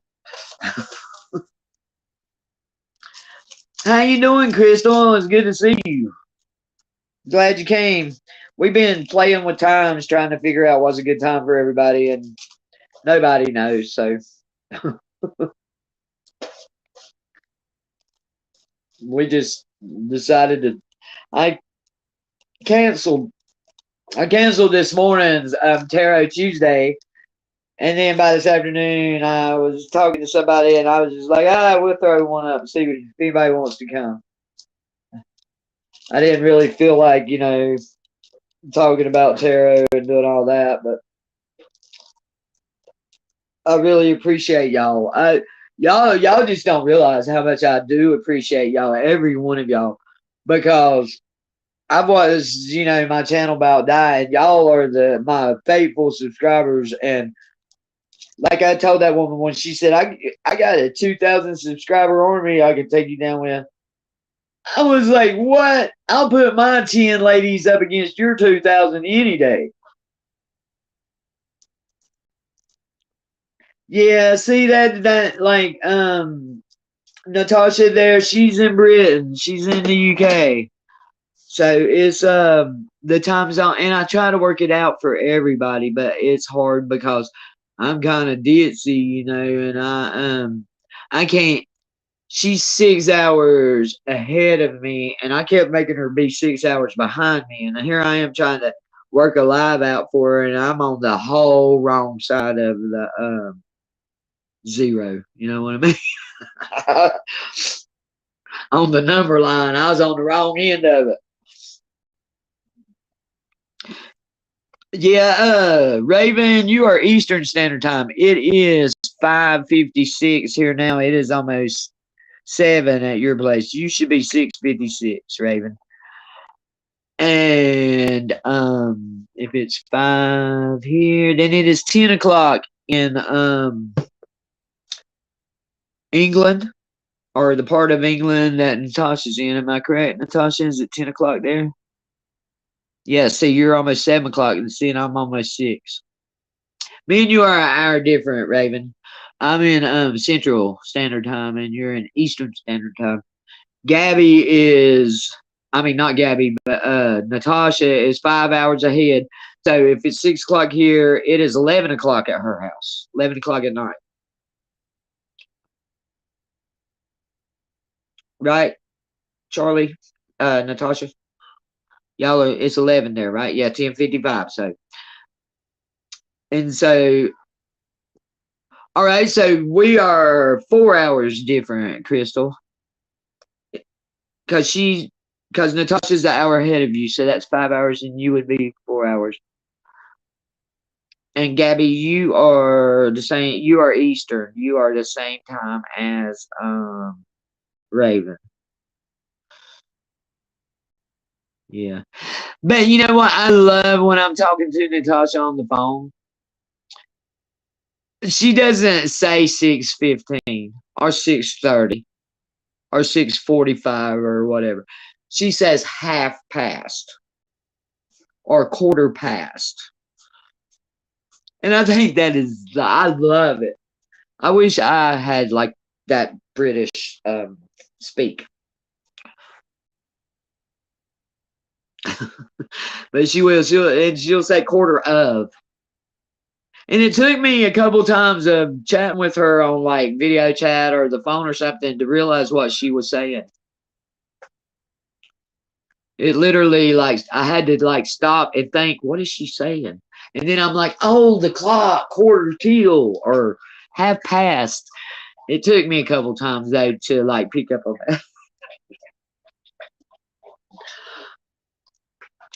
And I imagine you talk different. Well, the Australia isn't Australia kind of British, Crystal. I'm sorry, I didn't mean to call you Christy. But isn't it like a British thing too? Kind of. I mean, I know y'all have your own accent, but isn't it like yeah, you a Southern Brit. You're not like a London Brit. You're not a London girl. And I can tell the difference. And the dialect kind of. And you know, I don't know that much about the UK, but I could tell the difference the first time I talked to you that you wasn't like from say London. But I've known some people from Australia too, and they kind of got certain things they say. Now I don't know if they do the half past or whatever on the clock. That's why I was asking Crystal, you know. But I think maybe they might kind of be Britishy too a little bit.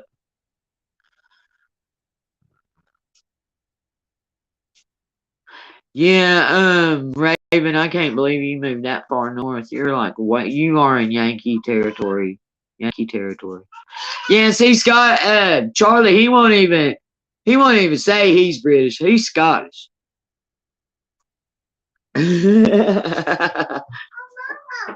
What?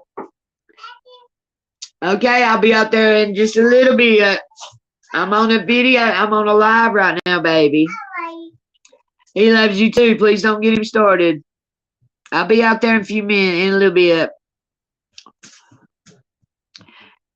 Yeah, and just by you saying, I'm not gonna say his name here, but I heard you say his name the other day, and I could even kind of hear the Scottish in your voice when you were saying his name, Natasha.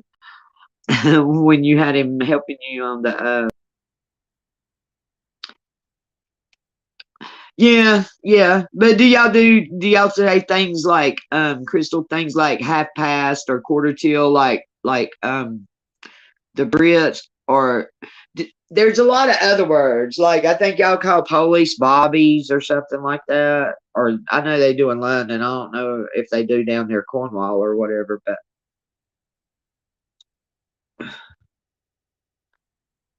you laughing at me? You said, "Oh well." But yeah, I'm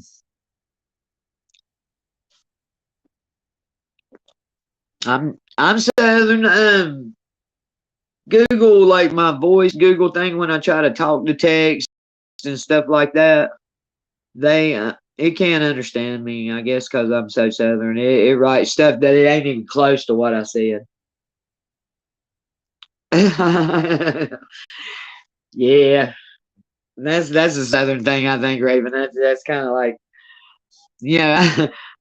I was telling somebody. even though I'm out here where the medical marijuana is legal and I have a medical card. Every time a neighbor or the police, or anybody would come by, I would like throw it down and try to hide and stuff. It took me, and I've been here 2 years, and I'm still not used to it being legal because I was so used to police. I've actually, since I've been doing this nonprofit work, I've had to deal with a lot of police, like chiefs and stuff going in, and they, back us. Like when we have the fishing event for the kids and stuff, they're out there. The police come out, the game wardens come out, the EMTs, all that, And I remember the first time I had to walk up in that police department and have a meeting with like the chief of police over, a charity event. It was like, wow, I can't even believe I'm in here. I'm looking around his office while I'm waiting on him to come in there, like, oh my God, are they going to come lock me up or what? I'm waiting on the handcuffs to come out. When you're so used to being in one pastor, it's a trip when you get in a new one. Coppers, yeah. But I always thought they were called like bobbies or something. I don't know. I know that Brits, not Britons, but Brits say bloody a lot. They say bloody. Yeah, what's the policy? Policy.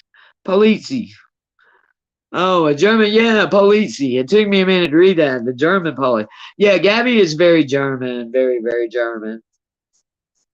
Not Nazi German, but German. She might be a Nazi in disguise. We don't know. But it's okay. We love Nazis too because you're forgiven. Actually, I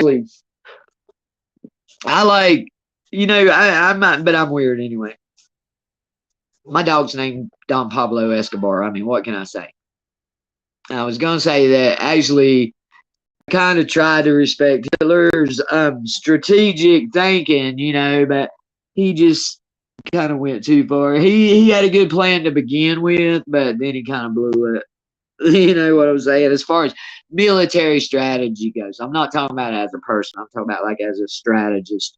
I had a lot of respect for him there for a while until, it just kind of went, he just kind of blew it. But that's what happens when you get in just the shade. If you stay there till the sun goes down, it will get dark.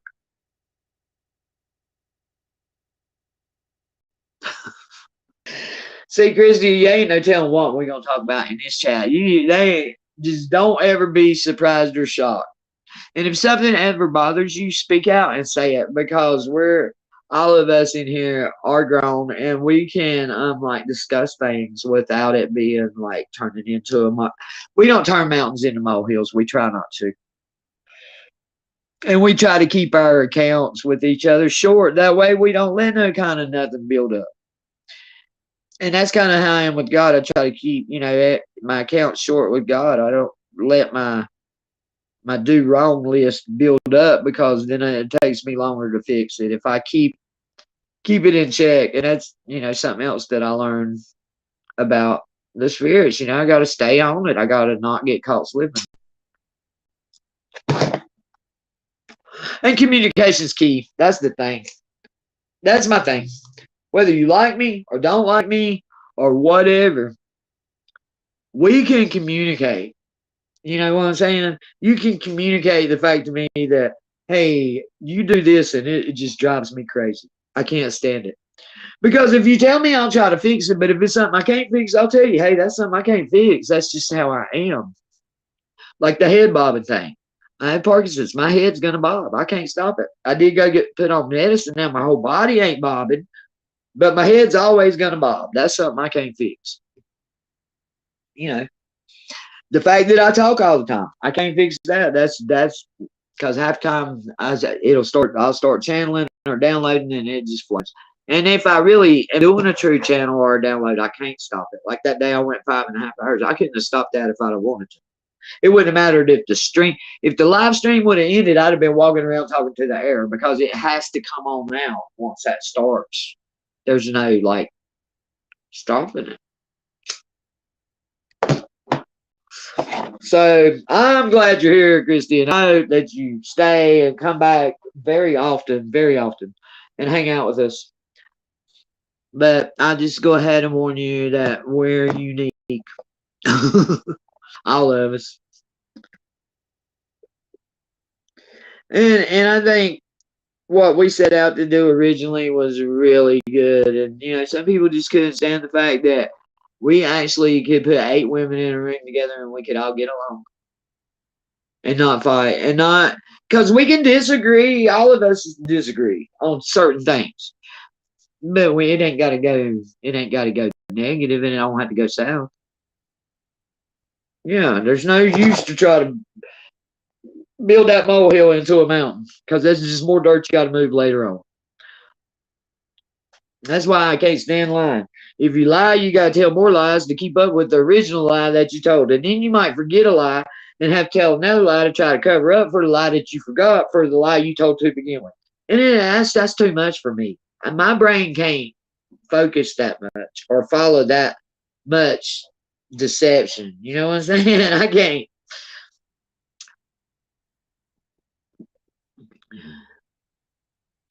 Oh, wow. Yeah. But Hitler started out with a vision, but he let it get clouded. But he got on some drugs and all. He was on some heavy duty drugs. They were shooting him up with meth because he had a bad leg. He had a nerve problem, so they thought they'd just cure it by shooting him up with some meth.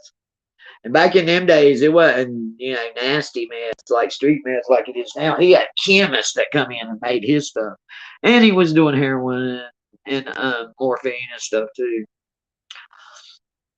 Well, thank you. I would just rather have like my philosophy is I'd rather have the 8 of y'all like intelligent, functioning, not drama filled people than to have 5,000 subscribers. Everybody said, "Don't you want your channel to grow?" Yeah, I'd love to see it grow, but not at the expense of quality. I'm gonna take quality over quantity any day.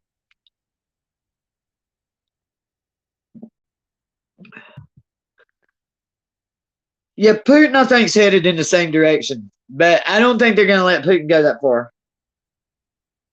Well, I'm being told that Putin ain't going to be allowed to go that far.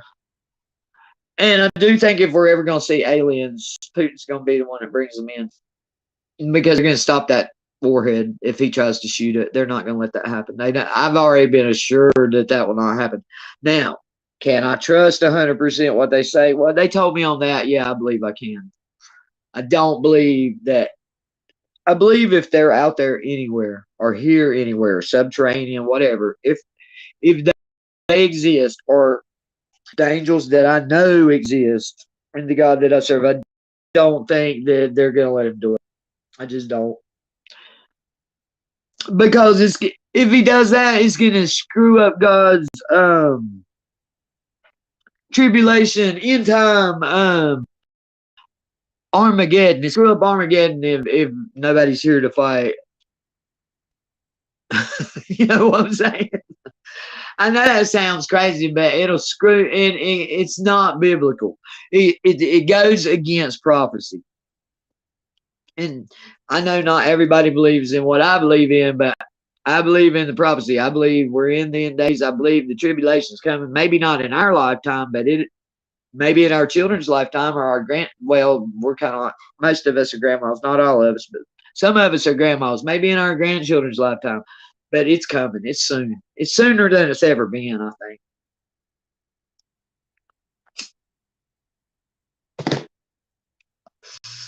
So I believe in, I don't believe in every little prophecy that comes out, but that's one I've always believed in, and I done seen, heard, and experienced too much not to believe in it. I don't really understand it. I don't really understand why God's doing it that way, why he's going to torture us and make us pay. And, the people who get left here during the tribulation that don't get raptured. I do believe in a pre-tribulation rapture, not a post-tribulation. I believe the rapture is going to happen first, and then the trip. I believe the people who are going to be raptured are going to just be gone. They're going to just be gone. And the people who are left behind, like in the book, like the Dan Brown book, Left Behind, The people that get left behind are the ones that's got to make it and not take the mark of that beast. You take the mark of the beast, you're done for. You're going to the pit with the Antichrist, the beast, the dragon, Satan, Lucifer, Samael, Beelzebub, Baal, Moloch. I mean, I could keep naming them. That's where you're going to be, burning for eternity. You take that mark. That's the only thing really that guarantees you a spot in hell, is taking that mark. Everything else can be forgiven and changed. I lost you. Well, like, I didn't plan on. In the prophecy, Revelations is a prophecy, and John wrote it. John, he wrote it on Patmos Island. But it's not the revelation of John, it's the revelation of Jesus Christ. John just wrote it. Jesus told the angel, here's what's going to happen. This is the way we're going to do it. Now, you go down there and tell John and tell him to write it and put it out. So the people will know this was his warning to us, so that we would have a glimpse of what was coming. That's what prophecy is. And so when Jesus comes back, he's going to split the sky open, and all the people who are like, I don't even want to use the word saved, but I guess you have to be saved. But the people that he's going to take to heaven right then, the people who really have served him and not went out and served themselves, like me, I don't figure I'm going. Oh, I would love it if he just split the sky and took me up in the rapture. But to be honest with you, to be realistic, I probably wouldn't make the rapture. I would be left to go through the tribulation. And the people who are left here still have a chance to be saved. He sends 3 witnesses. He sends 144 Jewish prophets and preachers and stuff to try to, save people, to give people that chance to repent and build a relationship with God. See, it's not your sin that sends you to hell. It ain't got nothing about Ozzy is an Antichrist. There's many Antichrists. There are many. Putin is an Antichrist. Anybody that does not believe in goodness and light and love and salvation and forgiveness and all the things that Jesus and God are about is an Antichrist. It just means that they're not Christ-like. Because a Christian, if you're a Christian, that means that you're a Christ follower or a Christ believer, or you believe in that philosophy or doctrine or however you want to put it. I'm not trying to offend anybody. It's just the way that I talk is like in a Christian language, God and Jesus. But, whatever your higher power is, it's all about your heart. It's all about doing the right thing and being right in your heart. But just because I smoked pot or I robbed a store, it doesn't matter what I done. That's not what's putting me in hell. Whether I repent of it or not, that is not what's putting me in hell. What's putting me in hell is denying that there's a God and denying the goodness and denying that relationship with him. I'm not a church goer, and I'm not going to sit here and preach church to you ever. I'm never going to that you should go to church. I think that people should. And if I could find a church that I was really, really comfortable in, I would. And trust me, I've been in every denomination out there. I even became a Mormon at one point because I was trying to have that church connection to God. But I learned that you don't have to have that church connection to God. You just have to have that personal connection with whatever your higher power is or your God. Even if it's the universal oneness consciousness. If you're an atheist and you don't believe in God, but you believe in universal consciousness or the oneness or the unity of everybody coming together to achieve a common goal, then you're on the right path. You know what I'm saying? I mean, I personally feel that the only way to go through the gates of heaven is to have a personal relationship with Jesus Christ. But I'm not here to preach that or teach that, because everybody's on their own journey. And it's not my place to judge you. It's not my place to sit here and you're going to hear me, because y'all have heard me before, especially if I'm channeling. I'm going to talk about salvation. I'm going to talk about God. I'm going to talk about love and forgiveness, and this is the way. But I'm not trying to convince you that how I believe is the right way. That's not what I'm saying. All I'm doing is telling you my personal experience and what I believe. Now it's up to you what you use for a source. It's up to you what God you serve or whatever. I'm not here to tell you that if that doorknob over there is your higher power and that keeps you from going out and doing things that you shouldn't do by talking to that doorknob, I'm not going to tell you that that's wrong. Who am I to tell you that's wrong? You see what I'm saying? I'm not here about no condemnation. If you get convicted or you feel guilty, or there's a difference in condemnation and conviction. The Holy Spirit or the good spirit or the source or God or Jesus is going to convict you. That's not my job. It ain't my job to convict you. My job is just to open my mouth and say what he puts on my heart to say. And that's all I can do. Now, what you do with it, and I do get teachy sometimes, but I would rather get a lot teachier than preachy.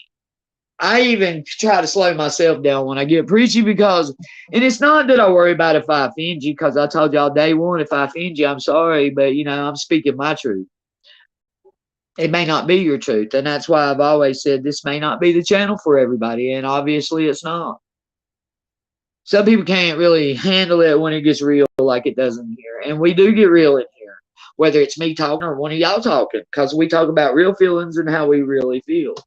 But I'm not trying to change anybody's life or well, I am trying to change your life. I do want to better your life. If I can do one thing that betters anybody's life, then that's great. I've done what I was put on earth to do. But I'm not here to tell you who to believe in or what to believe. I'm just here to talk about what I know and what I know to be my truth and my reality. And a lot of that is Christ centered, because I do believe in God the Father, God the Son, and the Holy Spirit.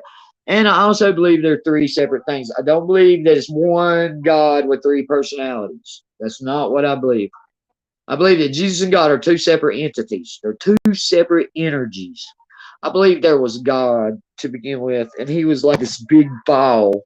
Because everything in the Bible tells you, yeah, I would be considered a mystic if somebody had to put a label on what I'm talking and teaching, it would be mysticism, spiritual mysticism, Christ-centered based spiritualism.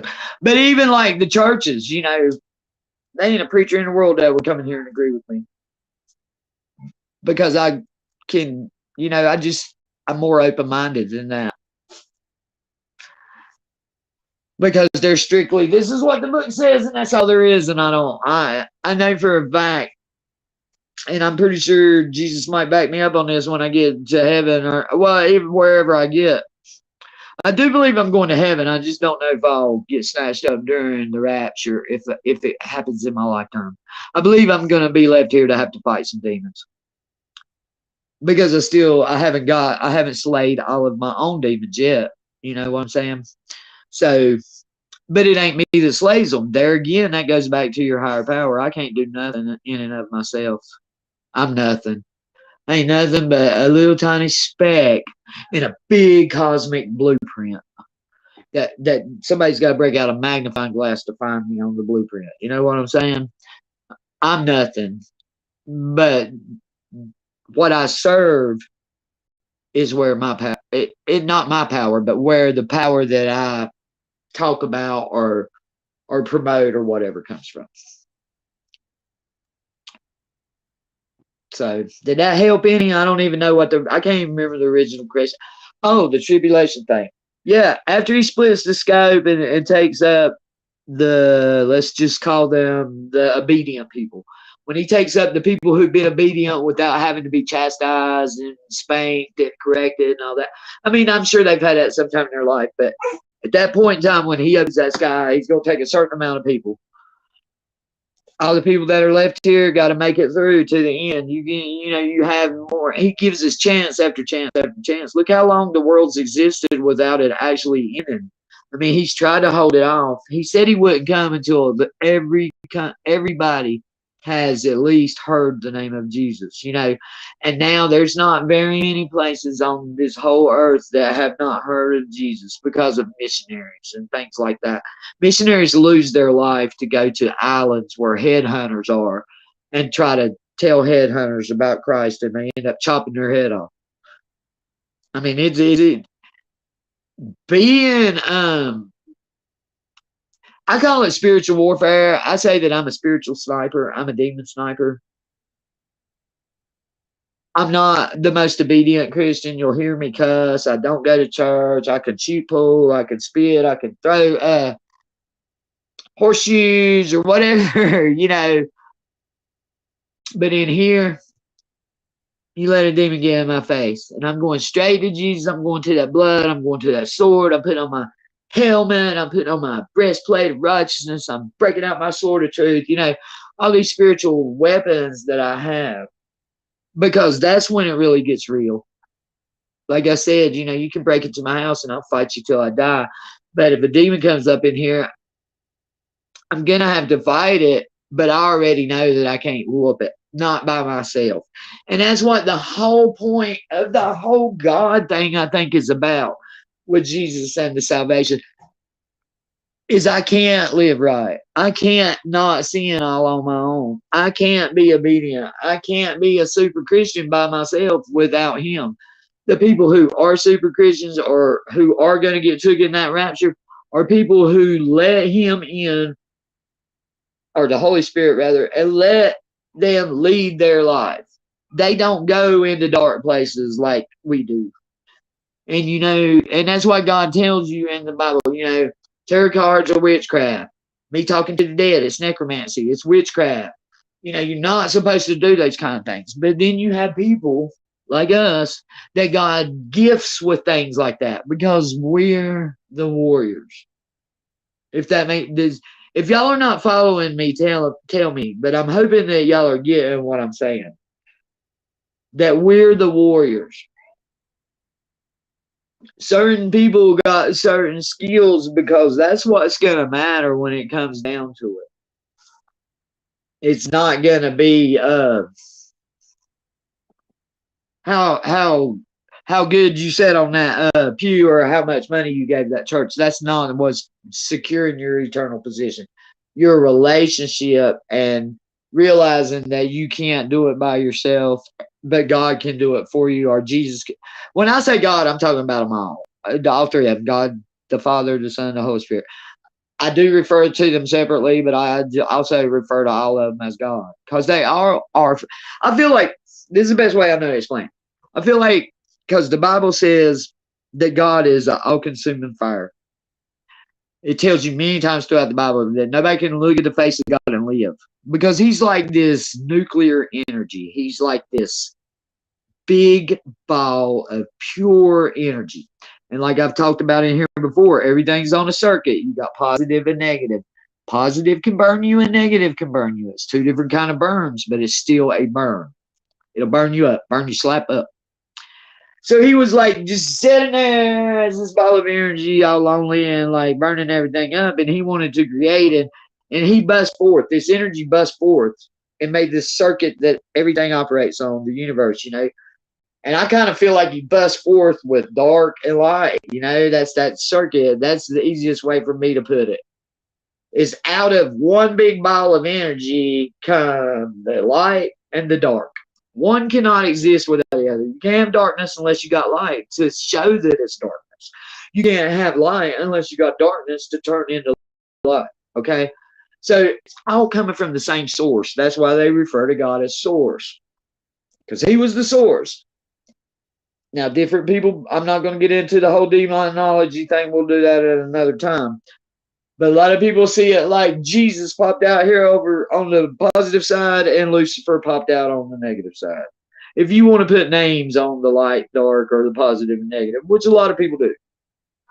But basically, that's what ended up happening. That's why you'll hear some people, I don't know if y'all have ever heard it, but I have. Hear some people say that they think that Lucifer and Jesus were brothers. But they're not brothers in the sense like we have children, like we birth two brothers.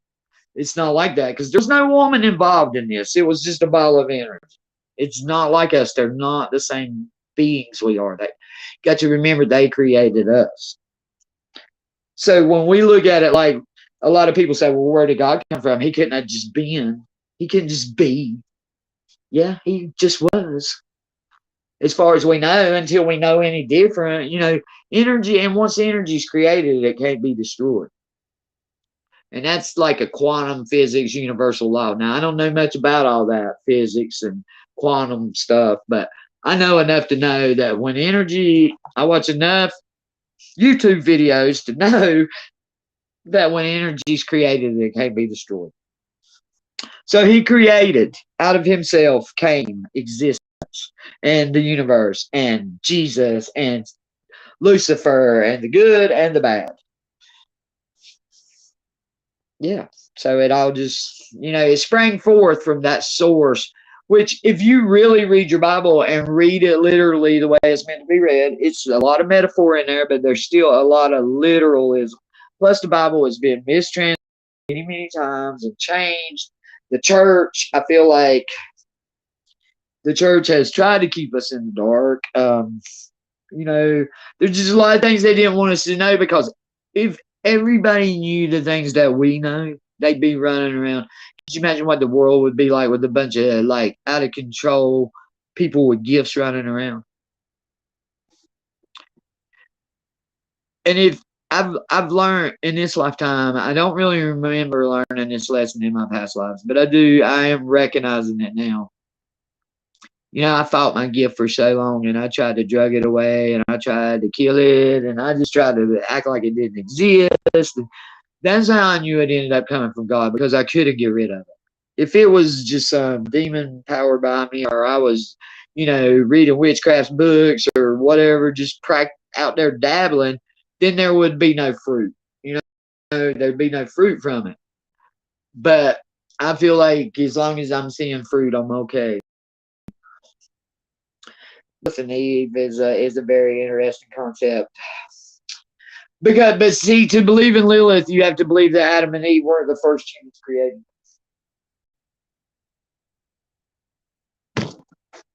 Because Lilith was human, and she became the mother of demons by sleeping with Samael when the Watchers come down and took wives from the daughters of men. So therefore, Lilith already had a mother and daddy. Lilith took as a wife for these angels, these Watchers. Lilith was human and started birthing the Nephilim, which is what they call the demons. That's all the newborn demons. God only created so many angels. This is what I believe about reincarnation too. That he only created X amount of souls. Now, I don't know what that X equals out to. I can't give you a number for that X. But he created X amount of souls. I mean, he's creating new souls too. Okay. There's new souls too. But he created X amount and we're recycled. Because there's not a new soul created every time somebody is born. You see what I believe? Because the kingdom of God is set up like a government or an army.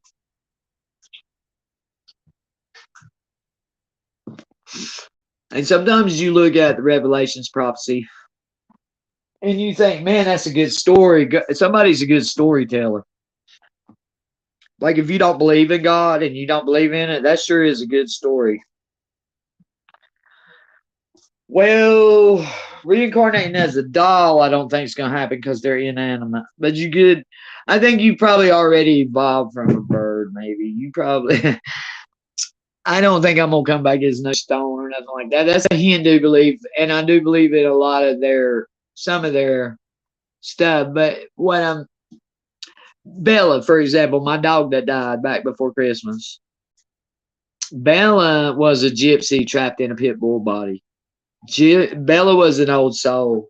She wasn't always a pit bull. She was not always. I don't know what she done.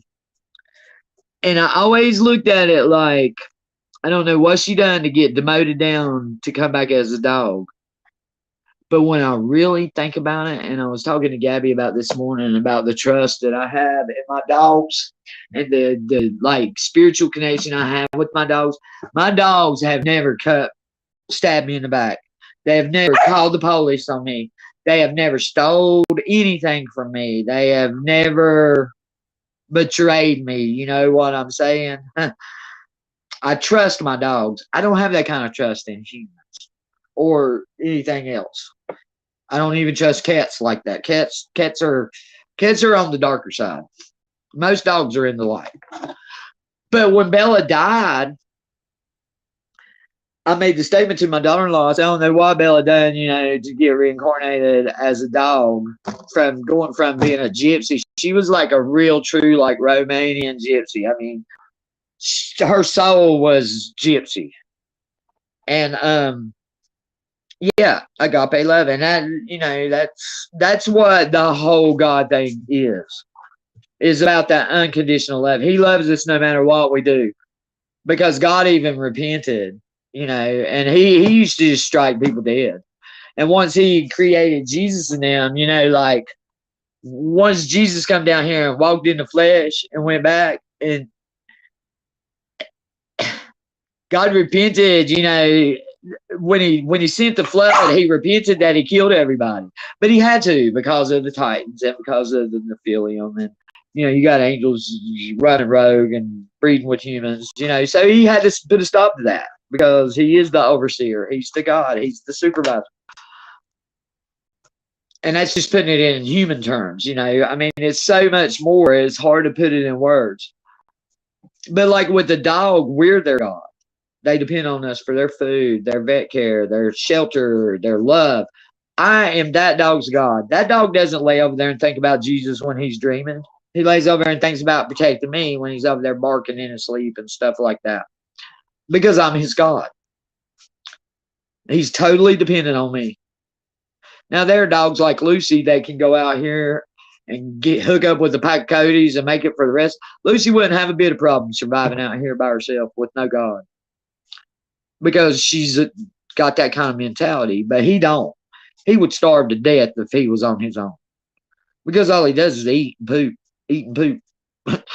You know what I'm saying? So, I mean, somebody got to fill that bowl up. And that's me. But, and the way that those dogs depend on us is the way we're supposed to depend on God. It's really a big spiritual lesson in having a dog.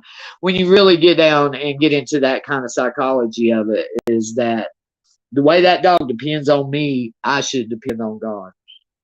Because God tells you all the time, if I feed the birds of the field and I keep them dry and warm in the winter, how much more will I do for you?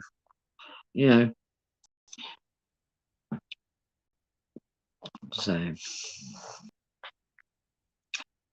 and I guess that's all I was supposed to say, because I just run out of things to say. And that's how it works. Y'all ask me something and I ask Spirit, how should I put this? And it comes, and then it goes as quick as it comes sometimes. I mean, I think some of them will.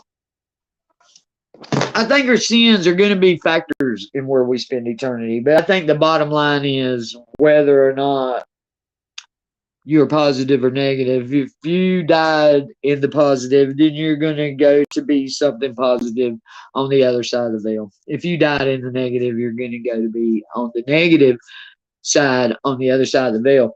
And the thing about it is, the negative is just as important as the positive, because the positive would burn up without the negative to balance it out. And the negative would burn up without the positive.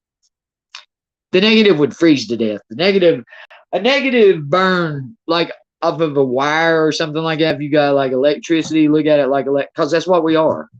If you look at it like electricity, a negative burn can be worse sometimes than a fire burn. Because a negative burn is like a cold burn. It's like getting cryogenically frozen. It's cold, but it's burning. It's a burn. And it's really a worser burn because it's a deeper burn. Kind of like the difference in blue flame and white flame. You get a white flame, you can't even hardly see that. That's the hottest. That's the one that'll burn you the most, the one you can't see. The brighter the color, the less burn it has. Stick your hand in a fire. Get down there where the white flame is, it'll take your skin slap off. You can run your hand through the fire up here where where it's coming up, and it's orange and everything. You can run your hand all through that and not get burned. But you stick it down there underneath one of them logs where you see that just looks like vapor coming out, that's a white flame. It'll take the skin slap off. So I just feel like we're either going to be part of the universe in the positive or part of the universe in the negative. And I just don't believe God would doom us to that forever, because the people that are getting stuck in hell, if you really read your Bible, the people who get put in hell forever and ever, it doesn't happen until after the tribulation and everything. When he opens up the pit and throws everybody in there, that's when you go to the real hell. Whatever they're going through out there now is not the literal, real, final hell. A lot of people call it purgatory. I don't like the word purgatory. Maybe it's because it's Catholic and I don't support anything that has to do with the Catholic Church. I feel like the Catholic Church is in darkness. But I really can't judge the Catholic Church because they just like me. They negotiate. They own the plate with white paint and black paint, and the plate's been jostled around so much that where it met in the middle, it turned gray. When I talk about I'm gray, that's what I'm talking about. That I'm kind of like a foot in both sides, like a little bit in the darkness, and I try to be more in the light, but sometimes my colors mix together, and when they touch, they become gray. And that's that lukewarm that Jesus talks about in the Bible. If you lukewarm, he's going to spit you out.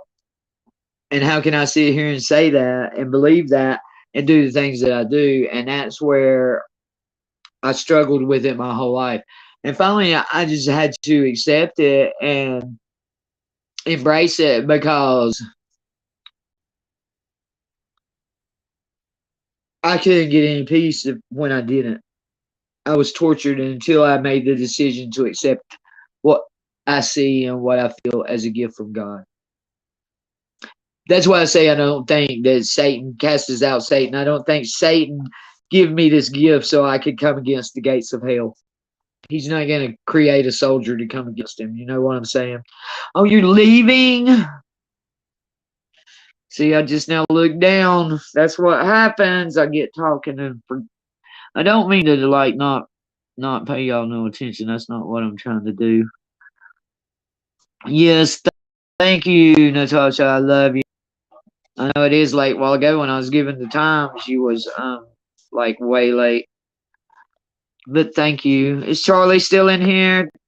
Or is he going to? Or thank you for coming, both of y'all. Actually, thank you for texting me up and saying let's chat. I was talking to Natasha when we decided to just go live, because I had canceled today's tarot live because nobody come last night, and I didn't know if anybody was going to come, and I wasn't going to sit there by myself. Plus, I didn't really feel all that great this morning. I mean, I'm glad I did because I've enjoyed this. But I didn't mean to get started, y'all. I didn't mean to get on a soapbox or nothing. I'm sorry. Well, I mean, I'm not sorry, but, I didn't mean to get all sidetracked like that. Because I did say we was just going to chat and not worry about anything that had to involve our brains. That's what I told somebody. I said, we're just going to chat. We're not going to do anything that involves any kind of paying attention or anything. I love you. Bye, y'all.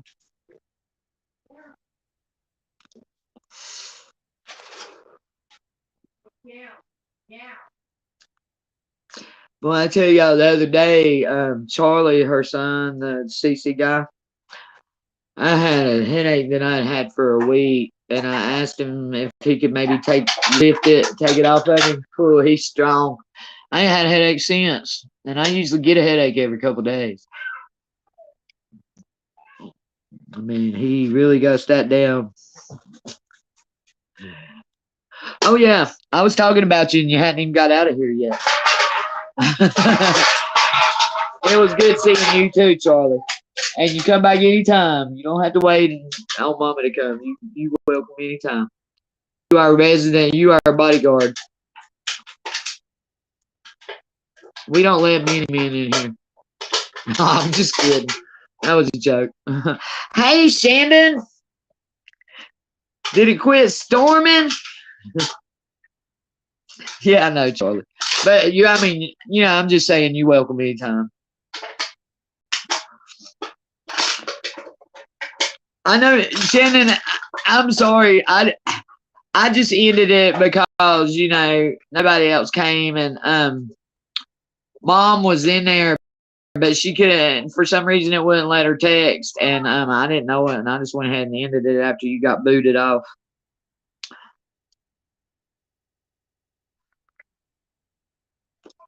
Who missed it? What did I miss? Let me go back. Oh, your rock comment. I see it now. No, I did not see your rocks. Do you have some?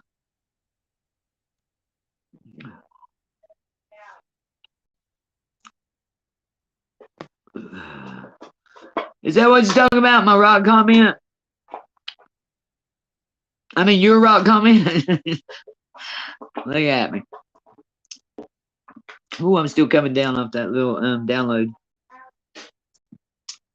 So, anyway, Shannon, I'm glad to see you. But I was glad you come, last night. That meant a lot to me. But my internet, my Wi-Fi was doing the same thing. It was going crazy. And it was booting me in and out. So I just went ahead and ended it because, I mean, there wasn't no use to try to fight the weather. I can do a lot of things, but fighting the weather ain't one of them. No, not private. How did I get in private chat? I'm not even supposed to have private chat. I don't have private. There we go. Yes, will you send me some? I love rocks. I will take any rocks you want to send me. And I want to do a actual live stream where you come up here and we talk about rocks. So let me ask y'all while y'all are in here. I still got 6 people. If you want to see a rock show, like on gemstones and crystals and stuff like that, if you'd like to participate in a live like that, everybody put a 1 in the chat.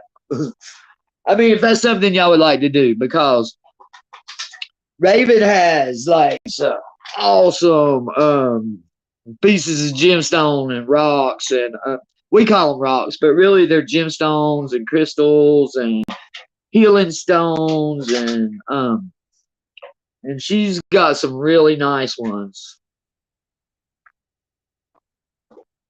And that was something I had talked to her about before. I wanted to do that. I wanted to bring her and her rocks on panel one night and us like discuss them and discuss like the healing. Yeah, got you calling them rocks. Okay. I did clear. Well, see, I'm just now getting down to the rest, because every time I touch chat, it hides y'all. I'm trying to get down here to the maybe I button. It sends you messages and takes me to the bottom. Yeah, so let's set that up, Jamie. After the live stream, let's text each other and set up a live to do that, because man, I love stones and stuff like that. Oh, did you get your light seer deck? Well, we'll figure it out till you come to Tarot Tuesday. I just didn't do it this morning because I had so much stuff going on and I didn't get up till late. And I mean, I'm still sitting here in my pajamas. It's black outside, everything's wet, it's real gray. I got Kid Rock playing in my head. That's the kind of day it is. So, did you I mean, it's none of my business, but if you don't mind, Shandon, did you order them off of Amazon or did you order from like a rock shop, a stone shop? Yeah, I shouldn't call them rocks because, but basically they are. They come down to being rocks. We call them rocks. My Lord, he's done got a can out of the trash. That's gonna drive me crazy. I'm gonna have to take that from him. Well, I was like that too. I used to order them like that, but then I gave them all away, and then I, got even poorer. So now I don't. But man, there was a time where I had 4 or 5 rocks in my pocketbook or in my pocket, and I just see people I didn't even know. I'd be like, I feel like I should give you this. Yes, I did. You did do a good job on the pendulum board. You really did. It looks good. And Shandon, I'm gonna put you on blast for just a second here, but you said you wasn't sure if you wanted to read or whatever. You got oracle cards, but I would still love for you to work with your cards too, even though they're oracle cards and all, because oracle cards really enhance your tarot readings. And I would love to see you come up and do a reading with those oracle cards.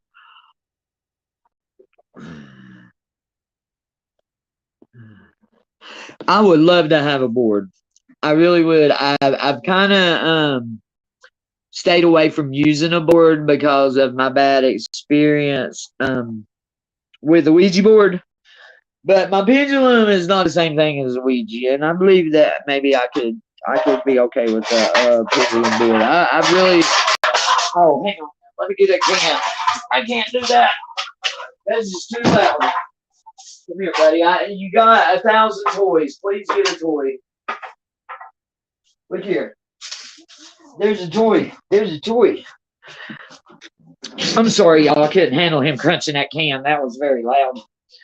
He went over and got a can out of the trash can, a Mountain Dew can, and was just.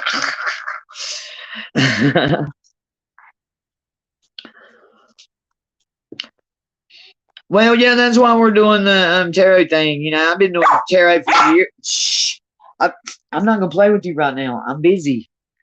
I've been doing tarot for years, but you wouldn't believe how much I done learned in just the couple weeks that I've been researching so I could talk to y'all.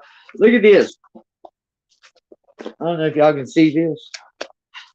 This is slap full of all these pages are slap full of notes and stuff on each card that I'm doing like every card in the deck to do this thing with,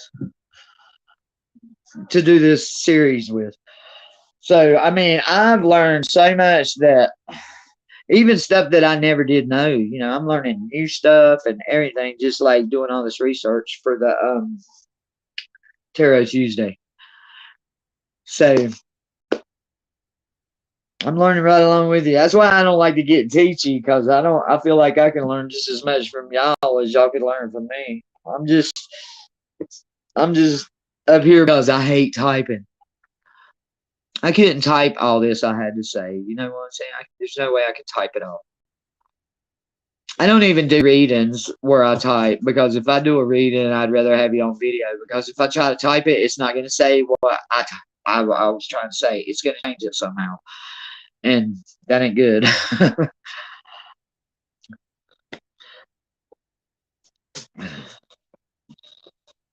Your pearls. Yeah. Let me see what that says. Answers what it wants to with the yes no. Yeah.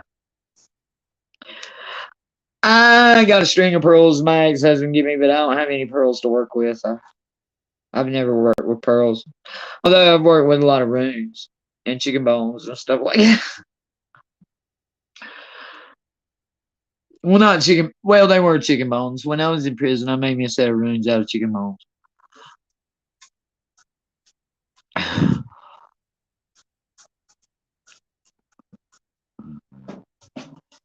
Oh, cool. That would be awesome. Well, maybe you could explain on Pearl thing too in the show. You know, you like not really a show, but runes are kind of like they're like cards. It's it's a Celtic druid Celtic type. Well, I mean, they have all kinds of runes, but when it first started, like way back in the day, it was a Celtic. It's just a divination, just like cards or like a lot of people pull charms. Have you ever seen tarot readers pull charms? Like they might pull a dragonfly or a butterfly or a bird or something like that. It's just another divination tool. But get all different kinds. In like countries like Haiti where they do voodoo and a lot of oh, I know the word, but now that I'm trying to say it, I can't think of it. Like the Haitian, not voodoo, but the other one, Santeria, stuff like that. They throw bones. They throw out some chicken bones, and how the bones land, and they tell a story. It's it's what people did back before they had writing. It's how they divinated. It's like reading tea leaves. No, I don't do voodoo. I don't, but I'm just saying that's the best way I knew how to describe it. A lot of Santeria uses chicken bones, and that's because it's a very old slave religion, and um, so is voodoo. It's a very old, very powerful religion, but that's how they divinate. A lot of people read tea leaves. They matter of fact, I did learn doing the this tarot research that the two most popular forms of divination in the world today are tarot cards and tea leaves. Now, I can't read tea leaves, but it's kind of like scrying. Like a lot of people scry, water scry or fire scry. Like Michael, he scries, you know, the fire and the water and stuff like that. The Black Mirror scrying, it's kind of the same. You know, it's all divination.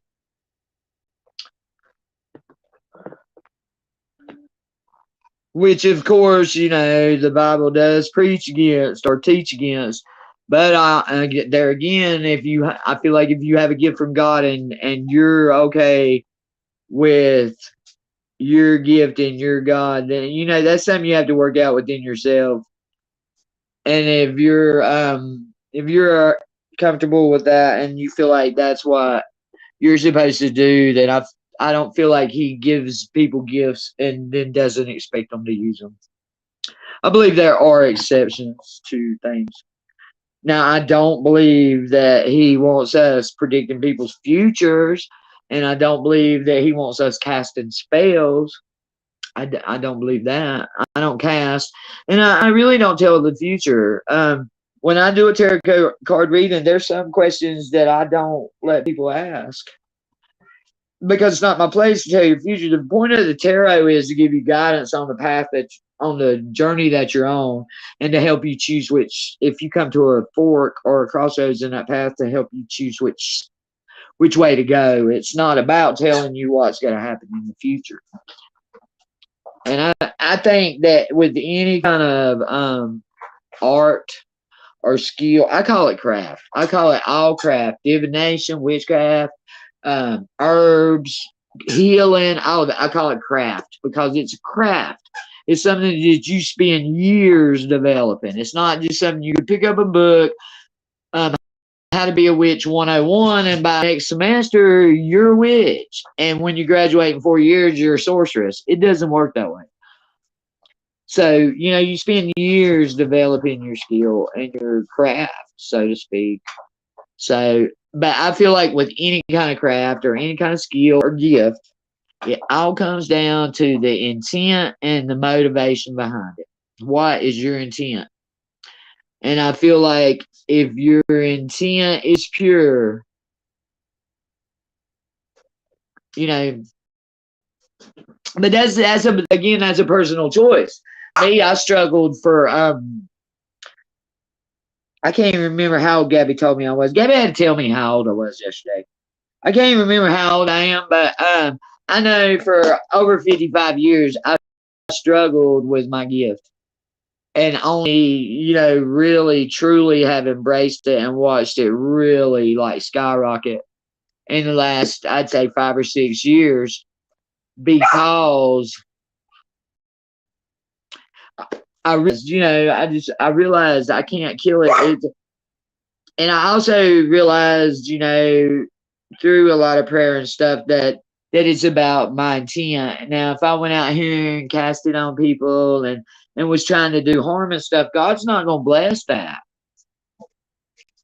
He's not going to bless me going out here trying to hurt people. You know what I'm saying? But if your intention, yeah, thank you, Gabby. Everybody needs Gabby. I don't know what I'd do without mine. But I don't know how to. You got kicked out. Shannon, you missed my whole Benny speech. I cried and everything. I'm so proud of Benny.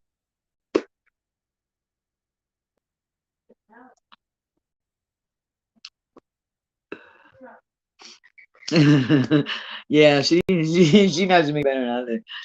But see, my brain, I got so much stuff going on in there. I don't know if I got room for all that, how old I am and stuff. I really couldn't remember. I had to break out a calculator. It was funny.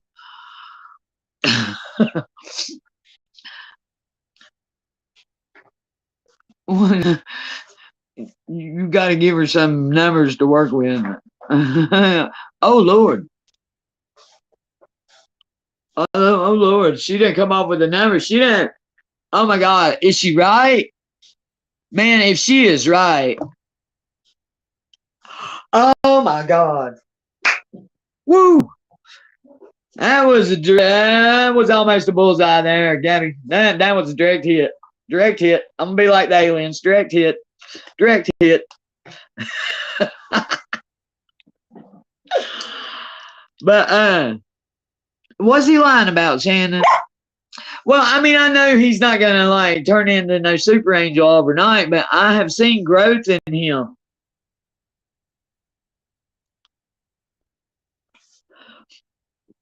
Oh, okay. So, yeah, going by just years, you would be 36. So that was a direct hit, Gabby. Good job.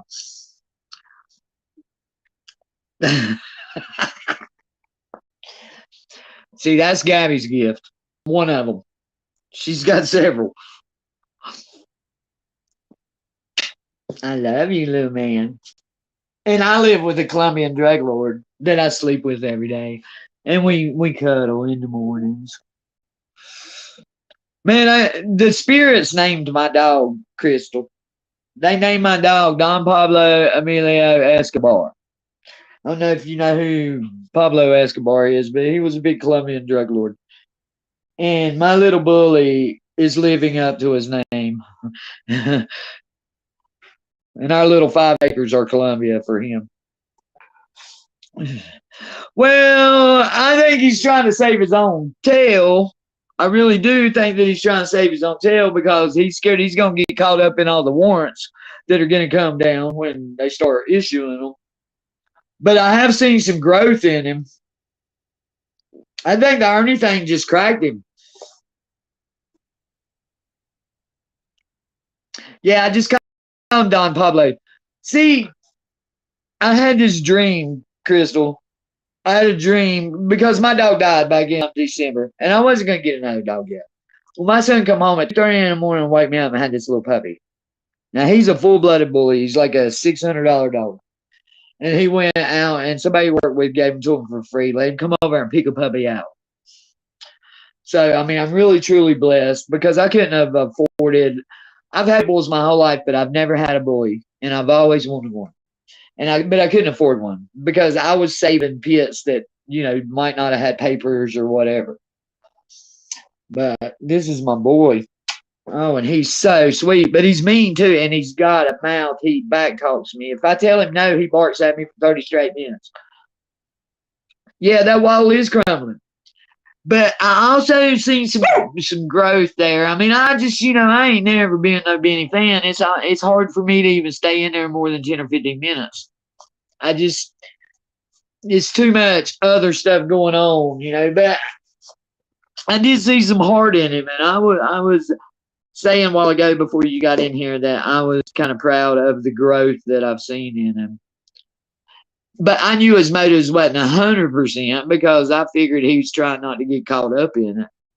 But I think it's really eating him up that Candace lied to him. I think that he fell into that Candace trap and he was trusting her. He believed her. And it was like a hard pill to swallow when he realized that he was getting played like the rest of the world. And that's just my opinion. Everything in here is opinion and speculation. Let me throw this disclaimer up now in case there's any lurkers. Well, I don't think they are, but in case they are, we ain't accusing nobody of none. We ain't doing none but speculating in opinion. No, I'm not going to get up and play with you. Quit. Don't bite my toes. He snaps the air. He'll bark at me and then he'll look at me and go, he won't even bark. He just snaps his jaws together. You got to keep that in 2 minutes. Well, I stayed up all night watching his I Got a Story to Tell part 1, 2, and 3 or part 1 and 2, and then plus the other video that he had out before he started telling the story. I watched him last night, and I ain't watched that much Benny in 6 months. What, baby? Well, hang on a minute. I'm on the line. I can't open the door right now. Give me a few minutes. Oh, well, I'm going to tell you about connecting to you, brother. I may have connected to you, brother, but I can't get him to tell me your name. I got a David, and I'm actually talking to him, but I'm not telling him anything until he tells me your name.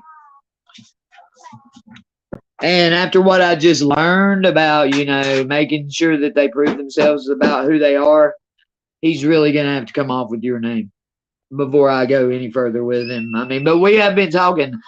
They did go pull him out of somewhere, and he's been showing up at every session just about. A David. But not, I don't, that's all I know. He hasn't given me anything to make me believe that it may be him, but I do have, I told you I had a David, and I started asking about it like I told you I would, and he's been coming, but he's going to have to show me who he really is or let me believe who he really is before I go trying to do any kind of like readings and putting y'all together and all that. Quit! Now you quit too. I realize that she's sticking her hands under the door and all that, but it's not your place to chew the door down, okay? Well, he's not giving me any name, but later on tell me what I'm looking for. Because I have to kind of know what I'm looking for because I make them just like with Summer. When I connect with Summer, my question for her is, and I've had them get it wrong. I've had spirits try to trick me and say that they were, but they always get this question wrong. Is what color are your shoes that are sitting in Michael's house? That's her proven question. Because a spirit isn't all-knowing. If I catch them off guard like that and say, what color are your shoes? They don't have time to go to Michael's and look. You know what I'm saying? I expect to answer within, a reasonable, seconds. So, there's certain things that I do with each. If I do a reading like that. Yeah, see, but I've had them say blue. I've had one say purple. I don't even make them go as far as to say flip-flops. I just want to know what color they are. And if it ain't her, they don't know. They don't know without going to check. Because they never thought of that coming. They read my mind or nothing like that, So that's how I catch them off guard. And that's what she told me the other day when they taught me that spiritual lesson. she told me, she said, you're not proving the spirits. You're not making them prove they got too comfortable. Because I used to, everyone that I said more than hello to, I would make them like when my spirit guides would come to me and say they were my spirit guides, they had on the box at first, they had to, make me believe that they really were them. And I got slack, and that's how the fake Seth slid in on me. But what I can't figure out now is where my real Seth is. Okay, we've exposed the fake Seth, but where's the real Seth? I'm not saying that everything I've done with Seth since I started using a box has been the fake Seth, but the last month or so, I'm pretty sure it's been the fake Seth. So I can't figure out why my real Seth is standing. But then again, it's like she said, you had to learn this lesson. We had to let you fall so you could get back up stronger, is what she said. So, maybe that's why maybe he was like, had to step back to let me fall. Yeah, and I know some of our answers too, but demons are pretty good. They can trick you. I just got tricked really, really good, Shannon, with my main spirit guide. The one on the necrophonic that I've been using. He's been in my head for 20-something years, or more than that. I just didn't know his name until about 20 years ago. He's always been with me, but when they started coming through the box, I only started using the spirit box about a year ago, because I didn't expect y'all to believe. I don't expect anybody. I can't come in here and say, okay, Raven, I talked to your brother last night and he said this and that and another, and all this was in my head, and I just expect you to believe it. I don't expect that. So I started using the spirit box so that the people I'd done readings for could hear it themselves, and have something tangible. And well, he got me. It's not been my Seth for like a good month at least.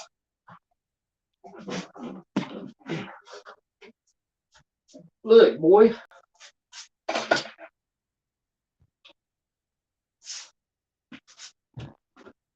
So I got caught slipping there pretty good, and if that's what I'm saying. So I'm gonna have to up the security and the protection, especially in like the level 1 readings, because I don't want some spirit tricking me. If I can be tricked by my own spirit guide, I can be tricked by some level 1. So, and you know me, I'm all about how long I spend on them spirit boxes trying to make sure I get the right words. And Crystal and everybody else that's in here, if y'all ever hear something and I'm wrong on there, let me know, because I am half deaf. I really am. And I do have to wear earphones. And if you see question marks, that means I listened to it like 150 times and I absolutely could not make it out. So, but if you hear something that I don't, please put it in a comment, or come to me and say, "Hey, I think you got this wrong," because I'll go back. I mean, I'm human. I am very fallible. It is easy for me to make a mistake. I try not to, but there's never been a day that I thought I would. Had Michael try what? Oh, you're talking to her. Okay.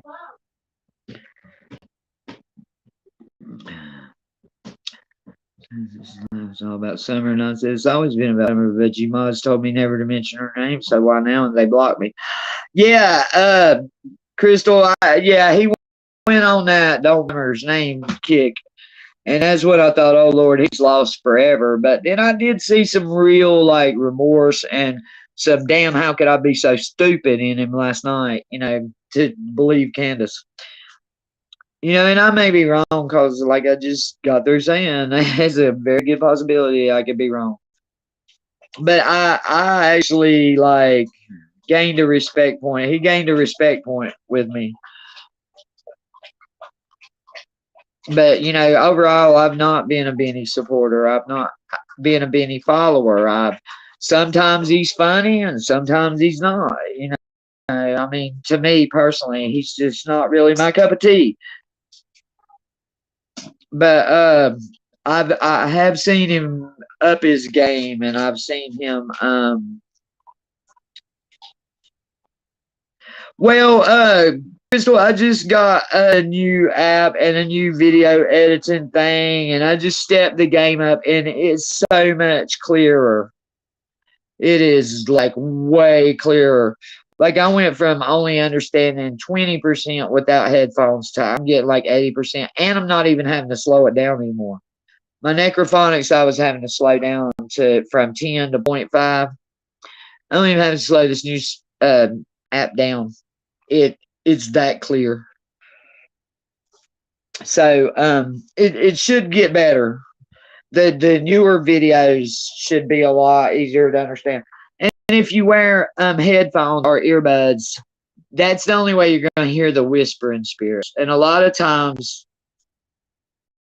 the read of the message or whatever they're trying to put out in that particular session is in the whispering ones because they're pretty good about not just blurting it out. I mean, they do. They say a lot of it out loud, but it just depends on what you're asking them and stuff like that. But some of it, a lot of it, the whispers are important, and you can't hear those without earphones. Some of them. Well, see, I use the same one. I was using the necrophonic, and I'm still using the necrophonic. If it says chilling session, well, I made a couple chilling sessions on the new app. But if it says necrophonic chilling session or necrophonic potluck or necrophonic post, if it's got the word necrophonic in it, it's the necrophonic. If it says the Talking Dead, that's my new that's the new series, The Talking Dead Beyond the Veil. Like The Walking Dead, but The Talking Dead. So if it says The Talking Dead, that's the new one. That's all the new one. That's the new app, the new video editing app, everything. So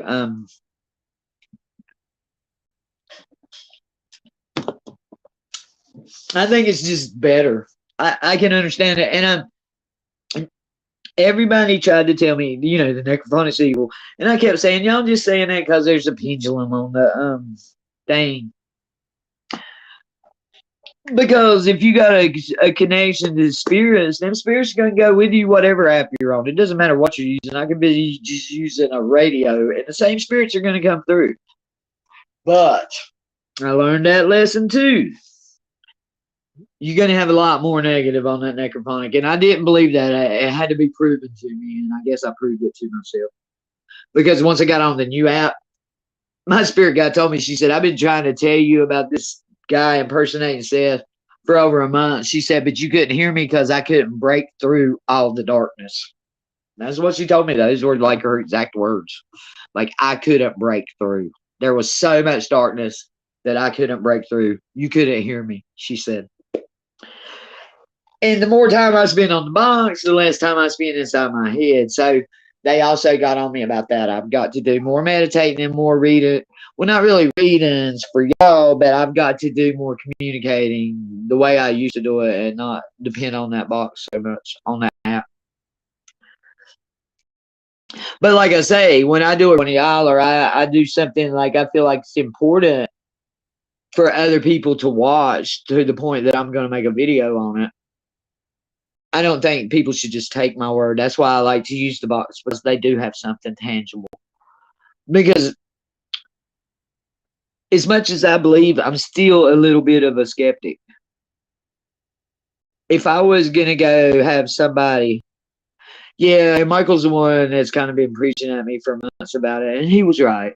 He was right. He really was. But now I'm not going to say that.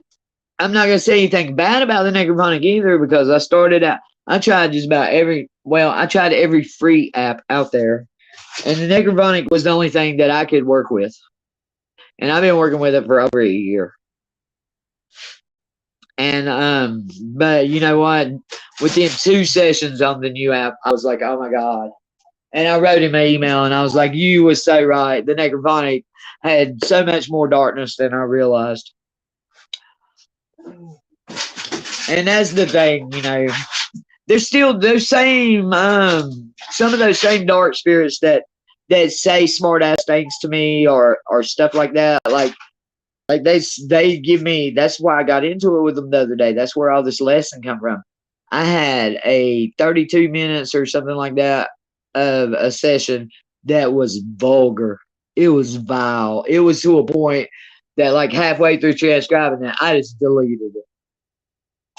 And I never delete a session without making it to the end to make sure I don't miss anything. But there was nothing coming out of it that was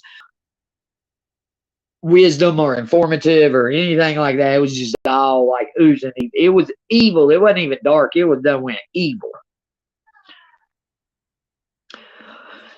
It's a lot faster because I'm not going half speed, because a 10-minute video become a 20-minute video with the necrophonic because I had to slow it down to 5 to half speed.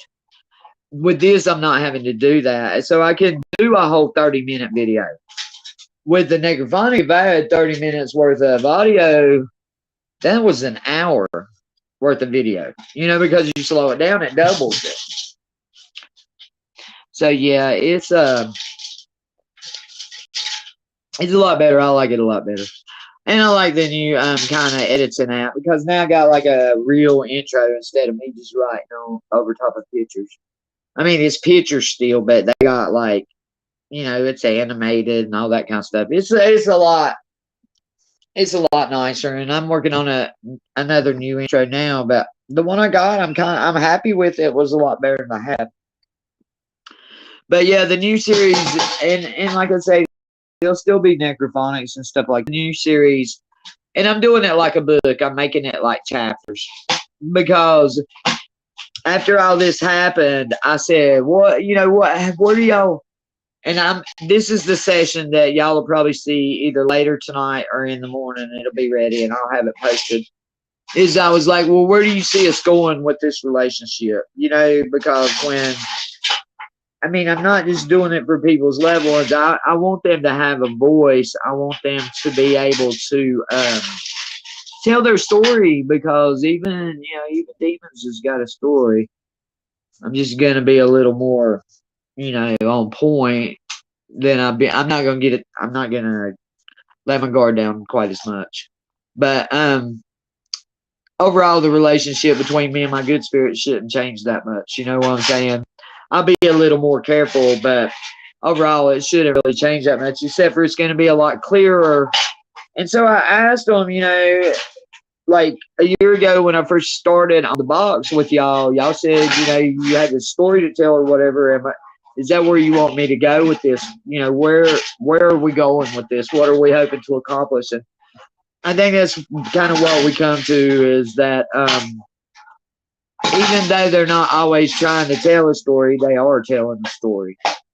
Like I have a family on there, and it's crazy. It's a mom and dad, a little girl, and her 2 brothers. I hadn't quite got both of their names yet.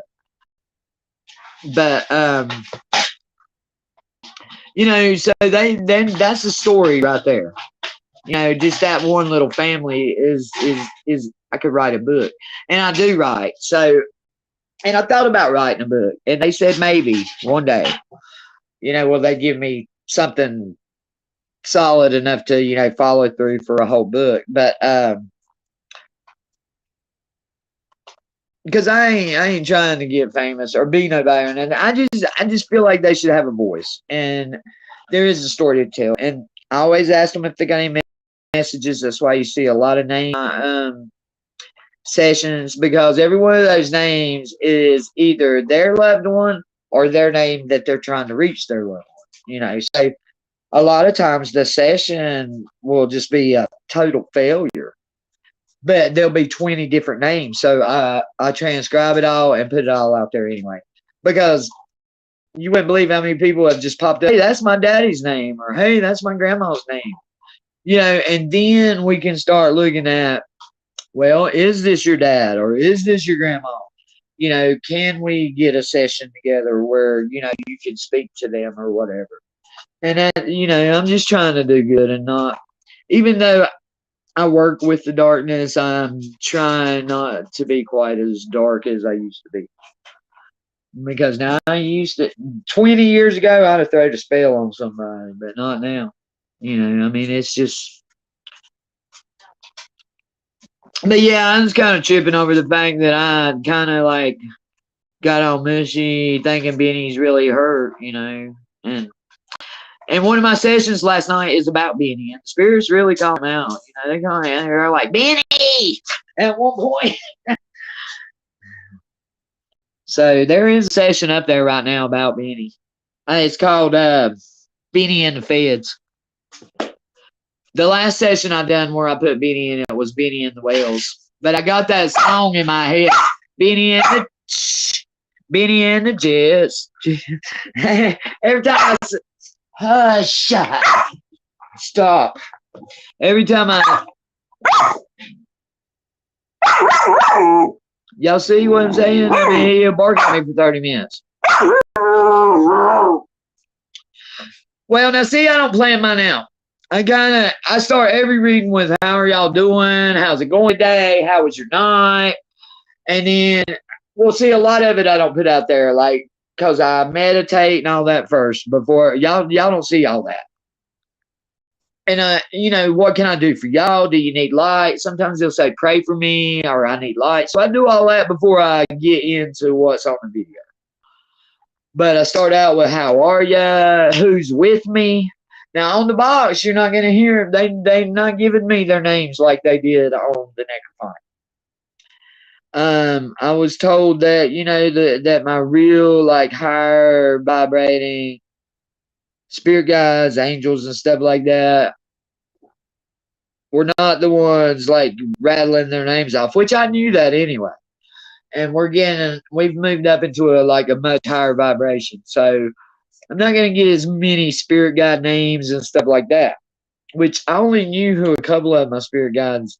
I know how many I got. I just don't know all their names. It's hard to put a name on a spirit guide unless they tell you what they want to be called. And the few that I have that are named, that's because that's what they asked to be called. I don't think they have names like we do. You know what I'm saying? I think that's something that we put on them, kind of like with angels. Angels are not at all what people think they are. They are not cute little cherubims, are not cute little babies that are naked flying around. They're very horrible, scary things. So when they appear to man, they appear in a form that we recognize and that we're comfortable with. So, that's going to be like, Seth appears as like a male to me, in my mind. He's like a male. My actual angels, like if I call down Raphael or somebody like that, they're actual angels with wings and stuff. But I don't get the more of how they really look, but I get how my mind's eye sees them because they're not trying to me. If they want to scare me, they could twist that face right on up, But they're not trying to scare me. So they're going to appear to us anytime we run into any kind of angel or guide or anything that you're seeing with your third eye or your real eye. They're going to appear to you. If they're there to help you, they're going to appear to you in a form that's not going to scare you half to death. But as far as names, I don't think they really.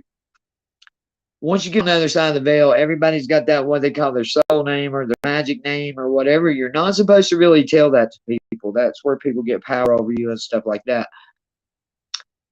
Those entities on the Necrophonic told my spiritual name in a session. I even put it in there. I don't know if anybody called it or not, but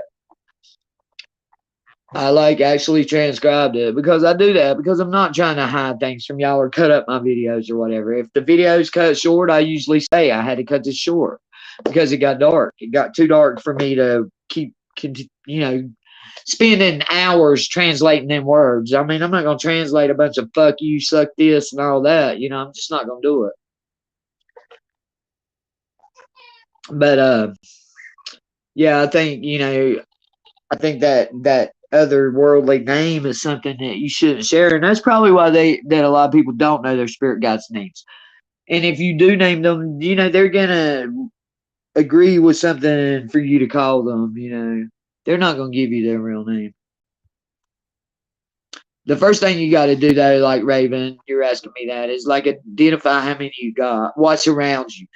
What I'd have to do is you'd have to call everything in, and I just have to look at you third eye, and I can tell you, hey, you got an angel there, you got a couple, maybe ancestors, whatever.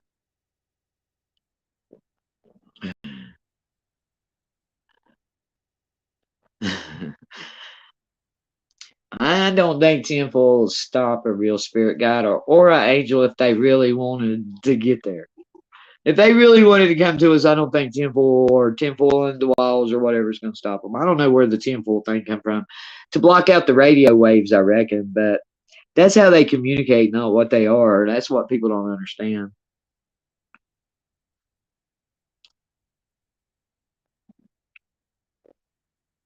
I mean, it might block out the frequency waves and everything. It might even take a higher vibration or be it down a vibration, octave or two, but it won't stop them if they really are coming to see you.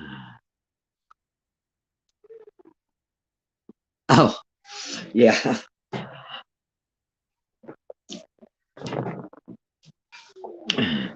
But I told him today, I said, is there anything that I really, really need to know, because they had fussed at me about breaking rules and stuff like that.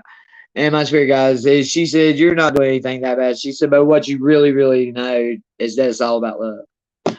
And, I watch Steve Huff, and I like Steve Huff, but not really. I mean, I like him, but I don't know. He cuts up his videos and stuff like that. I like Costas better, and I like Josh Lewis better, but that's just an opinion. I cannot deny Steve Huff's gifts and what he's done for ITC communications. I mean, he is at the top of the pyramid, but he is all about that love and that calm, and he's talked so sweet to them spirits, and that's just not me, and I can't do it. And I sound like I'm hostile anyway, even when I'm not, because I had that rock put in my neck. They moved my voice box. I swear my voice got so deep. I sound like a lot of people say, what you so mad about? And I'll be like, I ain't mad. What do you mean? And they'll be like, well, you sound hostile. That's just me. I don't mean to sound hostile. Trust me, when I'm really hostile, it sounds a lot worse. You know what I'm saying?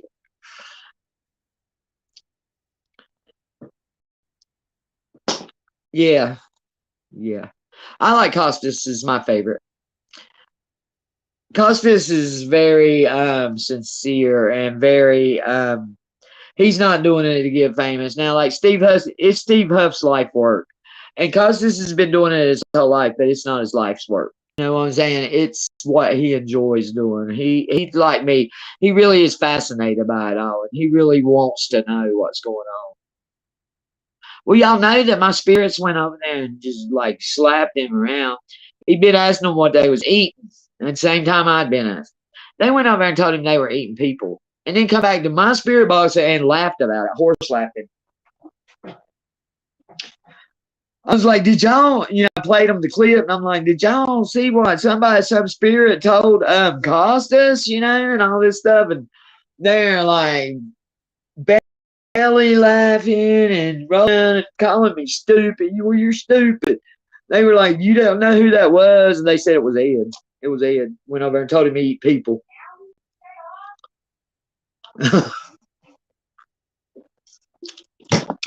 Costas said,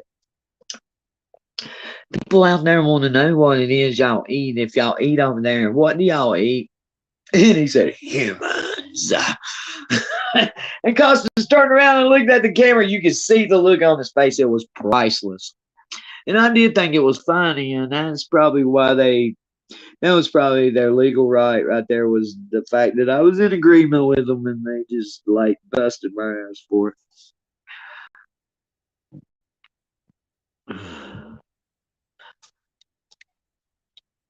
Well,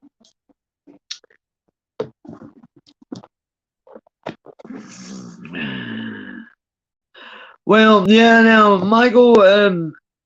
I've been watching Michael for a long time, even before Summer went missing.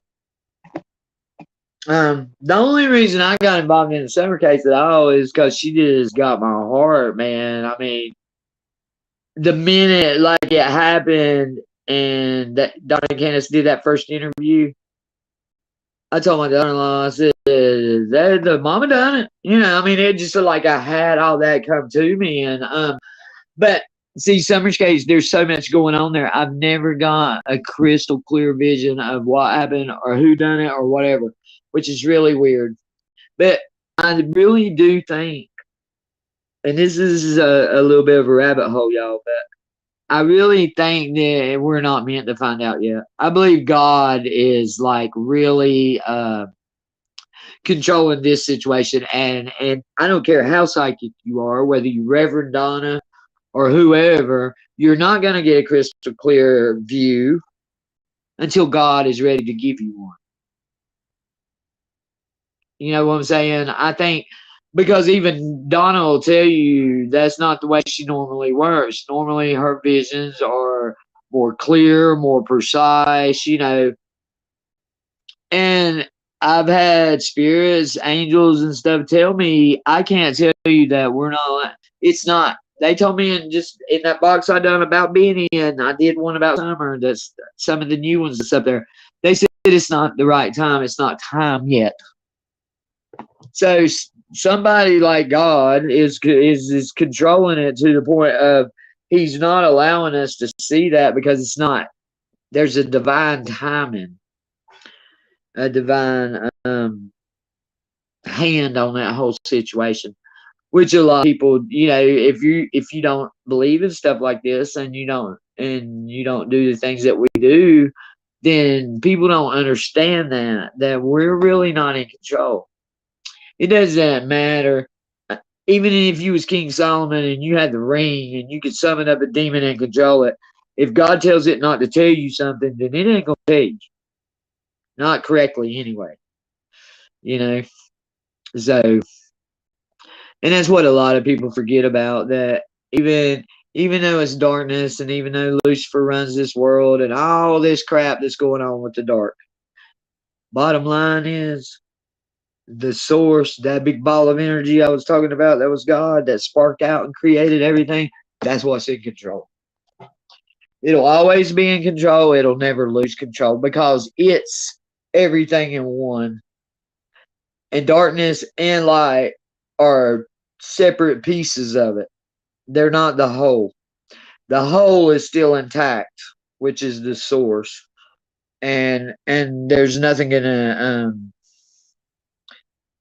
if it was gonna be able to be took down, it would have done happen. You know, it's just not. It's fixed. Like they talk about the fixed cards in a tarot reading.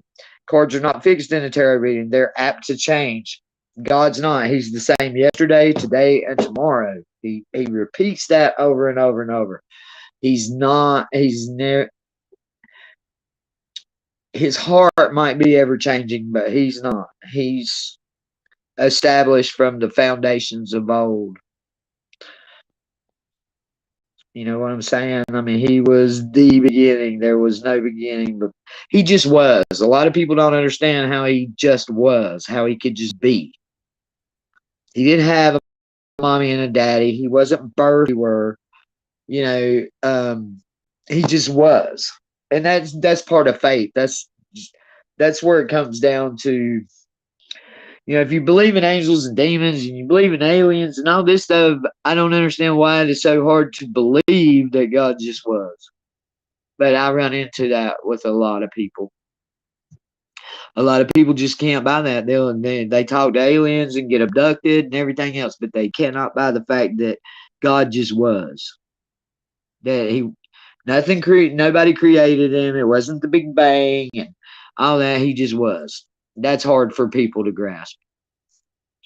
And I understand that, you know, because at one point in time, it was hard for me to grasp.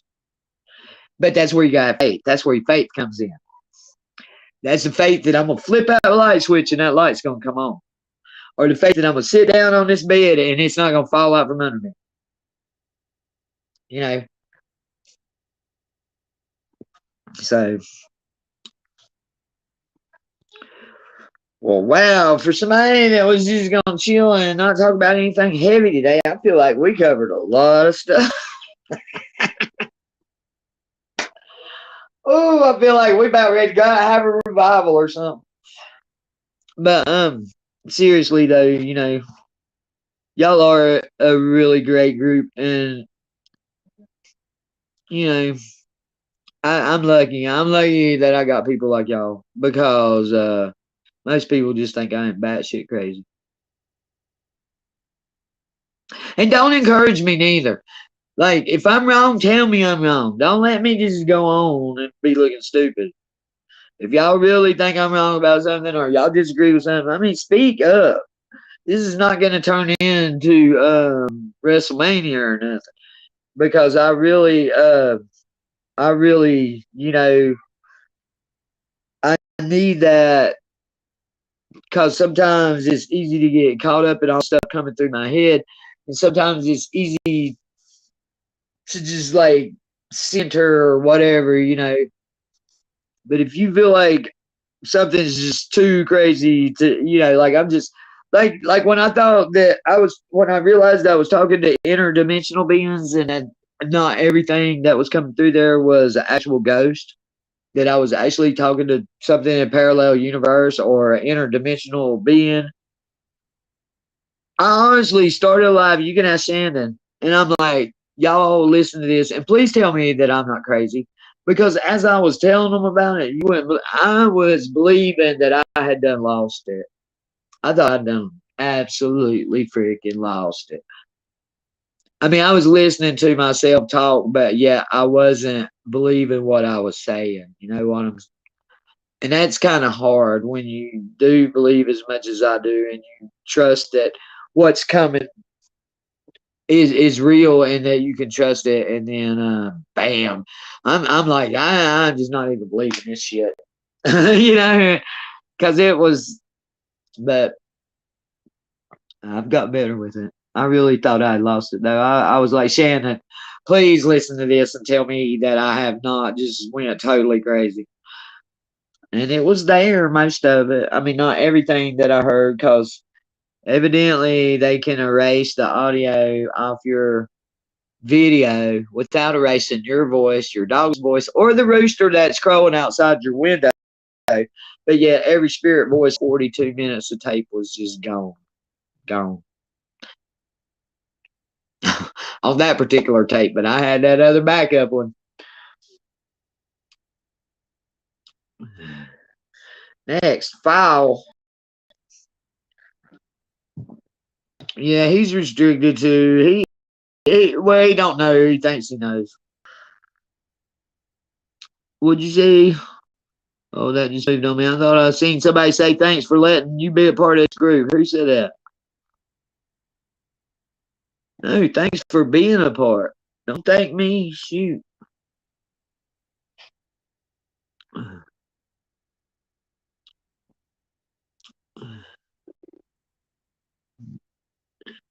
Yeah, I know. I didn't know who that was, Raven. I'm going backwards, y'all, reading what you wrote.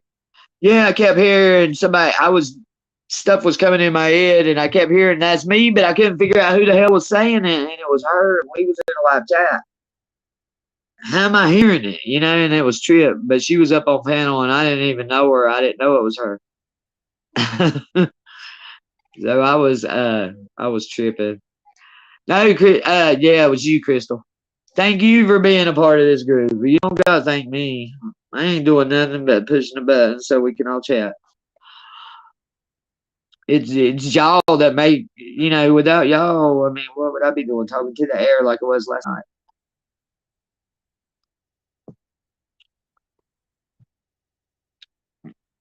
Yeah, she was up there on panel, but she was all sunk down in a little chair. You could just barely see the top of her head. And she's going, me, that's me, yee, that's me. And I'm looking around the room like, what the hell? Where is that voice coming from? I didn't realize she was on panel. I mean, I was in somebody else's life. I thought I was literally hearing it coming out of the wall. Like, it's me, ye, it's me. And I'm like, oh my God, I've lost it. But I think that sometimes about myself. I'll think to myself, I've really done lost it. I'm not just thinking I'm crazy. I really am. You know. But then again, you got to look at some of the things that I say, man. If I said this out there, I'd get locked up. Trust me, they've locked me up for telling the truth before. I got locked down in a mental hospital because I told the truth. They asked me a question, I told the truth. Next thing I know, they was hauling me off to the mental hospital.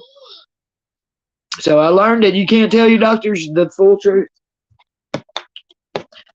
And that, you know what that was over? You know what I got locked up for? Some of you've already heard this, but I don't know if you have, Chris. I got locked up because I said the angels and demons were real. He asked me, did I really believe in angels and demons? And I said, yes, I do. And he said, what makes you believe that? I said, because I've seen it and experienced it. I didn't even go into the fact that I see ghosts or talk to ghosts or none of that. I just said I've experienced it. He said, do you believe people can lay their hands on you and heal you? And I said, I believe people can lay their hands on you and God can heal you. I said, I don't believe they can, but I said, I believe God can use their hands to move your energy around so that you can be healed. He said, I'll be right back. Next thing I know, they was coming in there and put handcuffs on me and took me to the mental hospital. He had committed me and told me that I was schizophrenic and that if I didn't draw a check, he would sign the paperwork so I could.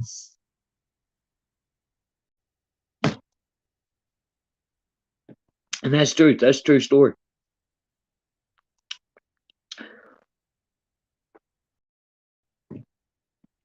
So, needless to say, I mean, therapy helped me a lot. I'm good with therapy. I don't have a problem with therapy, but I have a problem with psychiatrists.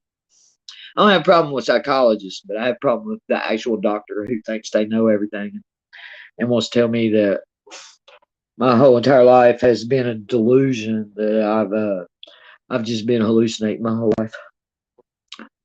You know what I'm saying? And they put me on so many drugs. Now I'm a recovering drug addict, but the worst thing in the world is mental health drugs. They they put me on so many drugs that I was sitting around with drool running out of my mouth. And when I went back in there and told them I wasn't going to take them no more, and they threatened to lock me up again, I said, well, you're going to have to lock me up and throw away the key because I ain't taking this shit no more. I said, I can't even function. I can't even, get up and walk to the bathroom without running into the wall. I got kids. I got, like, a life. I can't be medicated like this. What do you mean what just happened?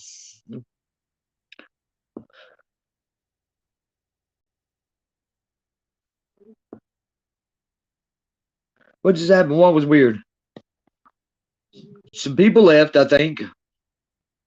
Because I'm sure, yeah, I got all that. I had to sit on my legs. Shannon's granddaughter's a preacher, and she does what she does. And I know exactly what you're talking about, Shannon, because that's what I said. There ain't a preacher in the world that would agree with anything that I'm saying. Because just the fact that I talk to the dead and pick up a tarot card makes me a witch and a fortune teller, and that's biblically denied. That's biblically taboo. I mean, that's what I was saying earlier about your motive and stuff. I think God makes exceptions when God gives you the gift. God's not going to give you a gift and then tell you not to use it. I think it's got to. Hey, Gabby, I knew you were still there. I know how you chat. I know you.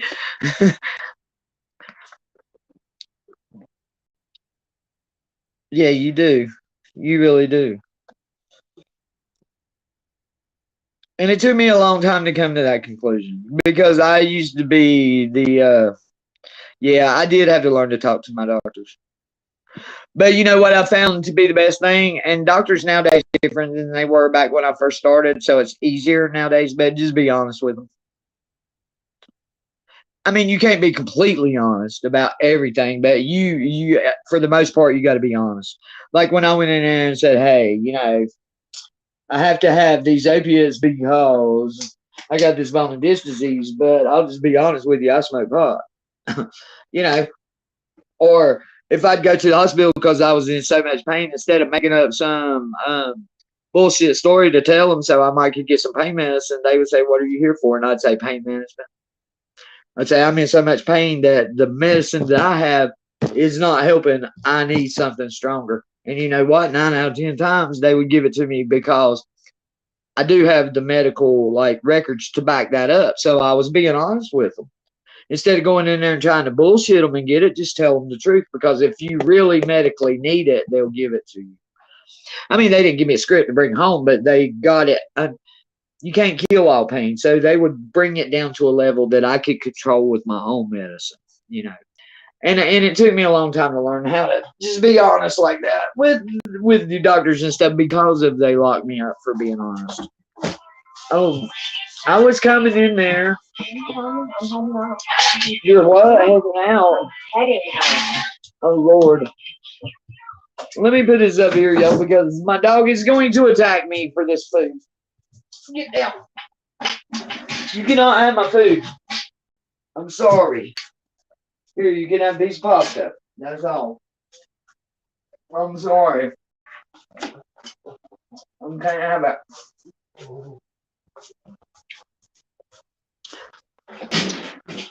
So, getting locked up, and when I got in there, you were timed out. Where? How? It doesn't say you are.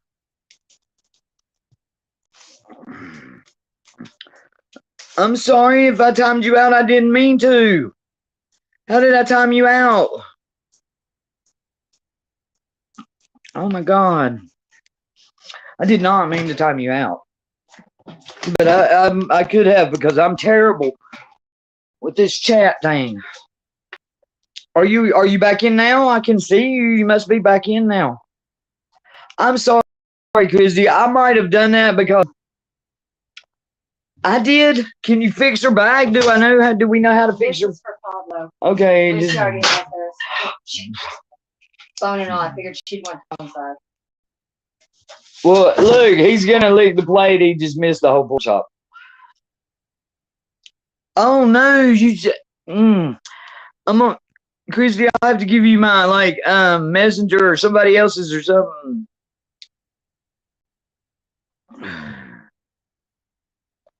You got a wrench now, don't you? Does everybody have a wrench? Everybody that's in here should have a wrench.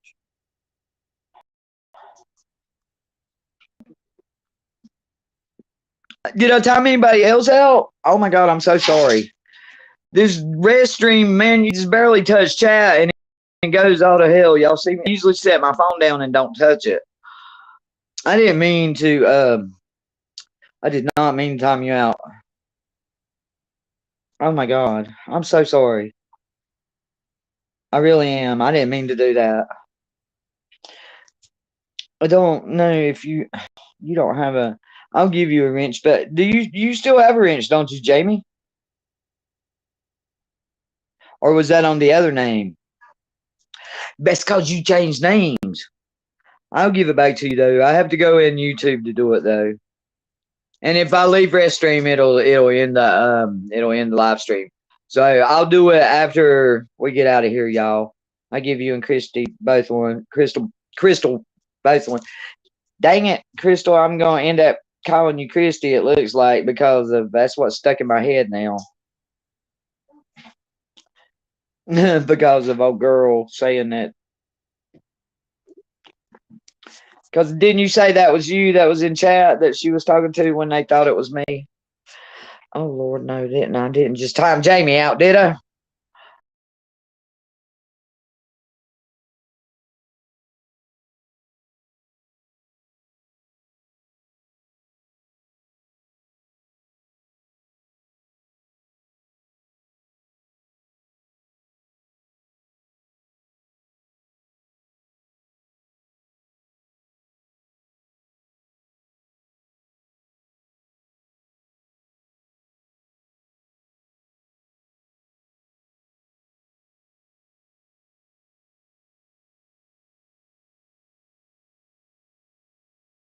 Yeah, so I think I think it's just like I'm looking at it and I know it says Crystal, but Christy's coming out of my mouth. I guess because of that, it's just stuck in my head still. Oh, I know that, Shannon, but that's what I'm saying. If Shannon timed you out, you got timed out with the quickness though. Because once they do push you to that point, you don't negotiate or nothing. That's just it.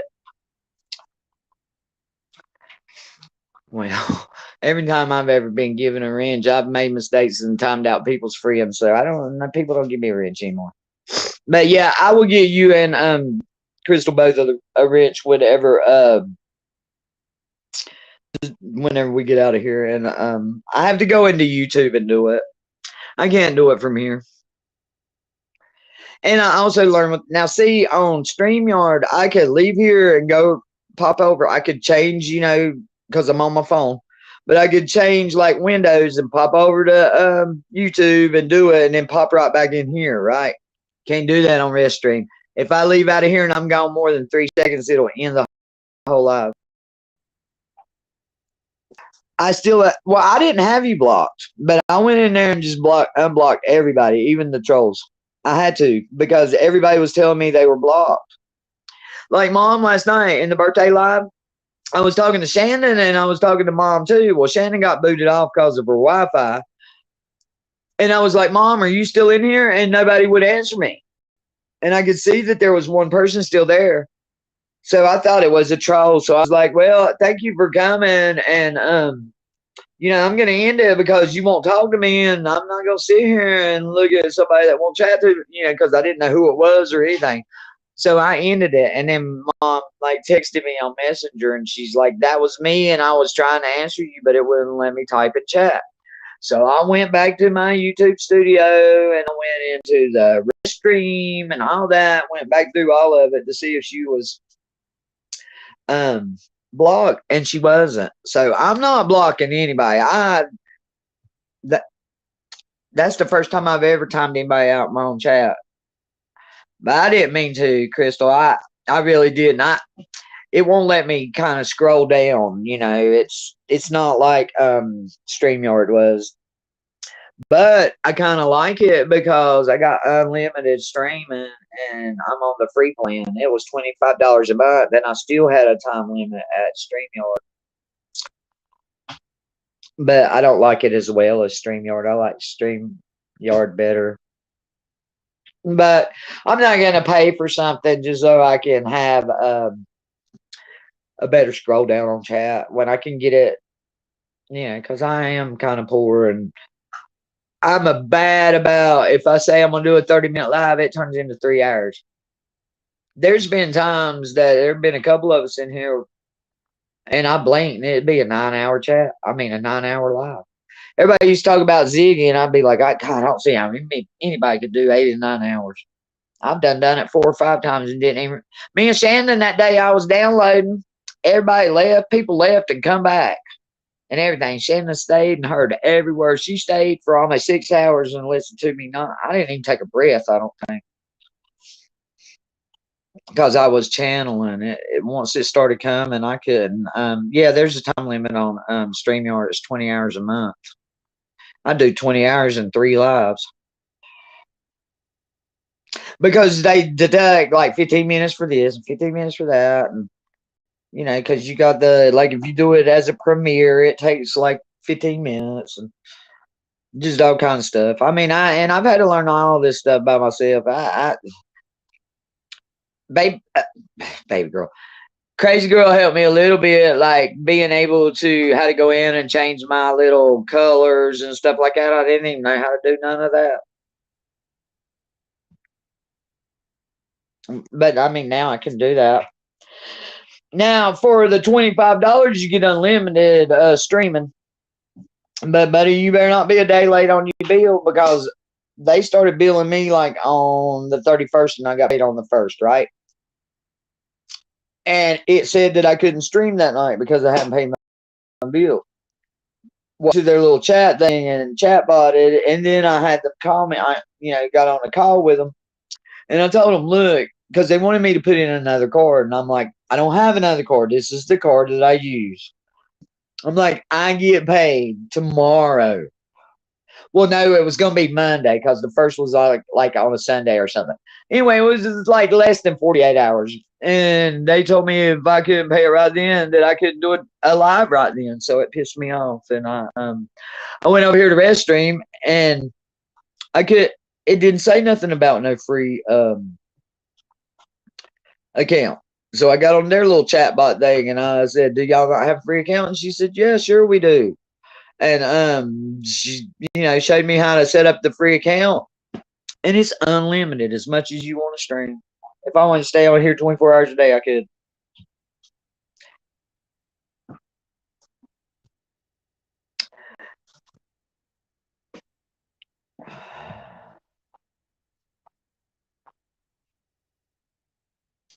Yeah, I do like StreamYard better, but I just can't see paying that when you get it.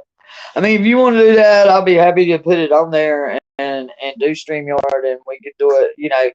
That'll cover it. That will cover us for a month, but I just feel like there's so much more I could do with that. If you wanted to send me $25, I could put it right into this animal rescue. That's usually what I do. I don't know. It's just I'm like that. I'm just like I can't really hardly see paying for something that I can do. I mean, the only complaint I really have about this is the chat part is I can't hardly scroll down. But I mean, that's up to you. If you want to do that, I would be happy to. But you should just like do it for your channel so you can have unlimited streaming. Oh, okay. Well, we can do that when this one's over because it is 9 o'clock now, and I started at about, let's see, we're 3 hours and 33 minutes. Yeah, so we'll probably just stay about a few more minutes in here, and then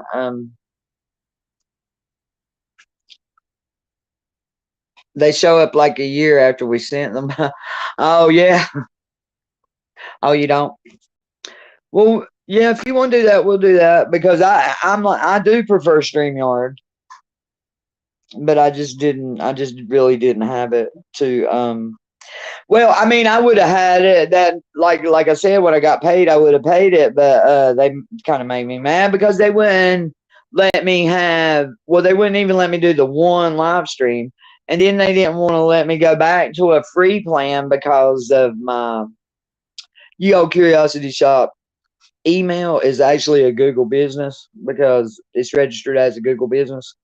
Because it is my, the Curiosity Shop really is a legal business. This is my business. I just, ever since Christmas, I haven't messed with it because I'm fixing to change a lot of stuff. And, now I don't have any employees or nothing like that,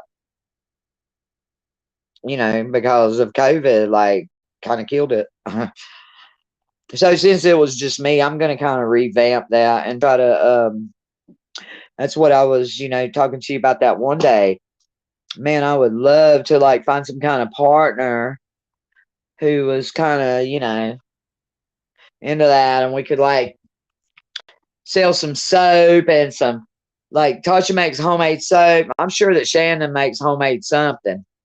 I don't know what it is, but I guarantee you she's got some kind of skill, crafty or something like that. Look at the stuff you make. We could all like go in together, and I mean, man, we could be the baddest Curiosity Shop on the web. Christy's probably got something she does, That's what I mean. You can sell rocks. I can make jewelry. I can make jewelry out of some of them rocks. You know what I mean? Because I make jewelry. That's how my shop started. But then, I wasn't making enough money on the jewelry, so I started. It's kind of like a thrift store, but I was getting like collectible pewter things and Swarovski crystal collectibles and stuff like that. And then when COVID hit, people didn't have the money to put into like,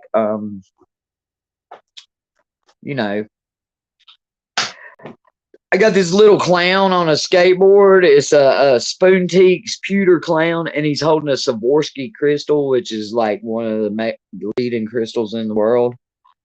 And just that little clown is worth like $70. You got to be a collector. You got to be a collector to buy that kind of stuff. And back before COVID hit, I mean, I done good with, unique, odd items like that. People would buy stuff for their collection, porcelain dolls, you know, just all kind of collectibles, pewter collectibles and stuff. Pewter's a really good market. But now that COVID's hit and people have lost their jobs and they're working at home, and people ain't gonna spend $70 on a little tiny pewter collectible. Well, I mean, I wasn't charging $70, but still, I mean, I got some really nice stuff over here. I have got a hand sewn pocketbook that is a deer skin. I mean, it's beautiful. They sell for like $300, $400, $500. I didn't want but $40 for it. But nobody bought it. I mean, I still got it. I'm still eventually gonna sell it, but I just really can't drop down any more than that, seeing how I paid like 35 for it. I mean, I can't sell it for less than I got in it.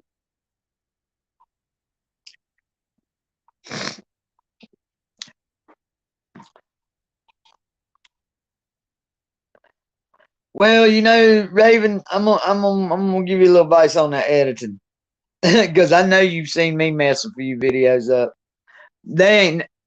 I could spend days with you and try to show you how to do it, but the only way to really do it is to just get in there and do it. I mean, that's all you can do, is the best you can do, and just like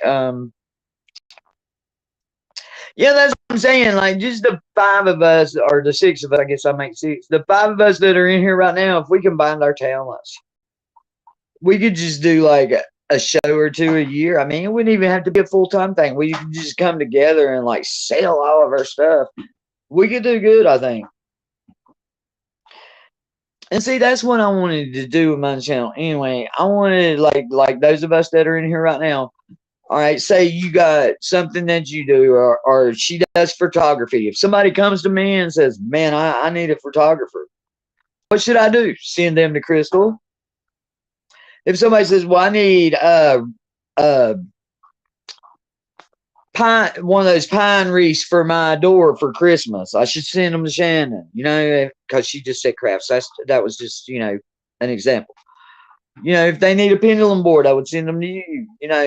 That's what I'm saying. I mean, we should all promote each other, like, as far as, because I have like a candle lady. I have a lady that makes candles, and they're really not that expensive, not compared to like a Yankee candle or something.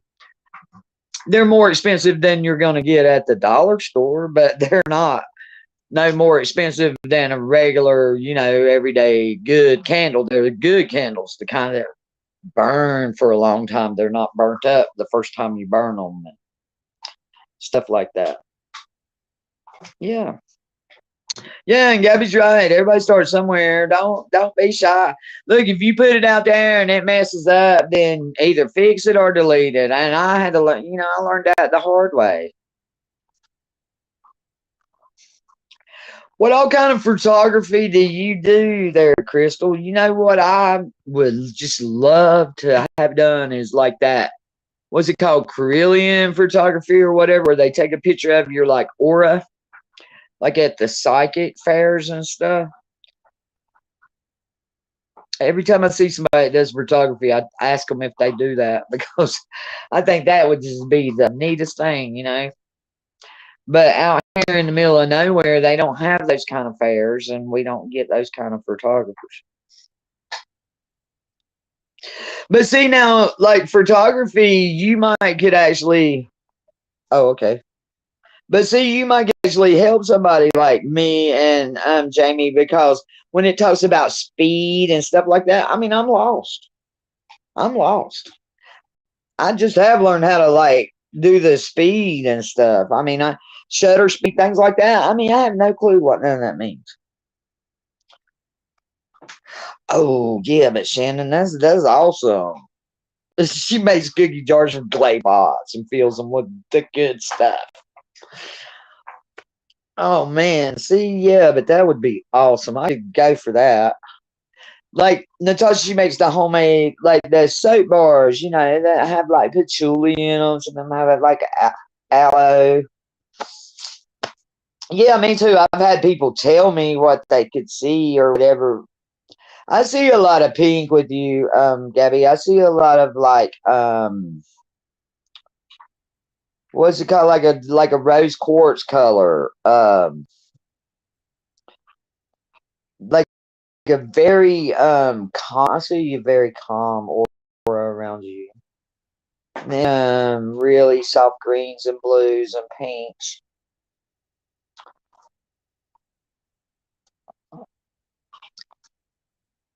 But yeah, I mean, stuff like that, that would be like, it would just be awesome. It's hard to start a business as a woman by yourself, especially online. But if you got 4, 5, or 6 of us that, I mean, man, you can get grants from the small business, to cover your overhead and stuff. You don't even have to pay it back. It's like a grant. I mean, that's just something, for y'all to consider for those of us who, don't got regular jobs or whatever, and you want to maybe step your hobby up, if we could ever do something like that, I think it would be awesome. But if nothing else, maybe we could do a couple of events a year where we all come together and have like some kind of like, I don't know, arts and crafts show or something, or some kind of paranormal cookie eating, soap yielding, photograph taking fair or something. You know what I'm saying? Oh yeah, you all glittery. Like Crystal, I can't really.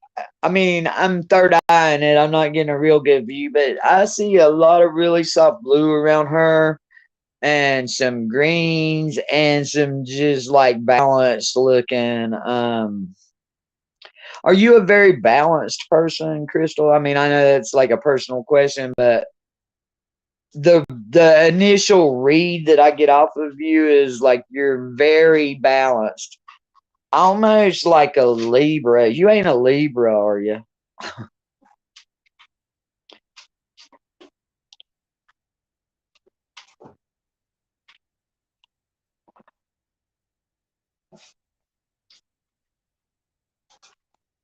My guess would be Libra or maybe. Oh, yeah, okay. But are you a Libra? A Cancer. I started to say Aquarius. A Libra or Aquarius. Okay, Cancer. You're Cancer female. My ex-husband was a Cancer, and he was evil, evil, evil. But he did not fit the Cancer profile at all. I mean, all the stuff he done was more like a Scorpio. I used to actually think that they lied to me about his birthday, but I actually seen his birth certificate. But he just did not fit the Cancer model whatsoever. He's more like Scorpion. Yep. And that might be why the energy is so good in here, is because we do have 3 of y'all in here. Because Cancers are very calm and very balanced and very balanced. It's very balanced. It's all about balance anyway. The whole everything's about balance. I am an Aries. That's why I am the leader. Y'all remember that Disney movie, the Aristocats? Crystal, Gabby, and Natasha are. Yeah, Natasha is a Cancer, and Gabby both. They're both Cancers. And now I know Crystal is. Yeah, I know you ain't no Cancer. You are a. I can't remember what you said. I called it that night. A Virgo, right? I can't remember what I said. I mean, I've slept since then. I think, yeah, you're like a Virgo, right? Am I right? I'll wait on that long, slow reply. I know you probably don't reply, and I'm waiting on it. But I'm an Aries though. I probably got the most like non-balanced energy in here, and I'm on the cusp. Yeah, it's you. It's you. Oh, what do you mean, Leo? Who's Leo?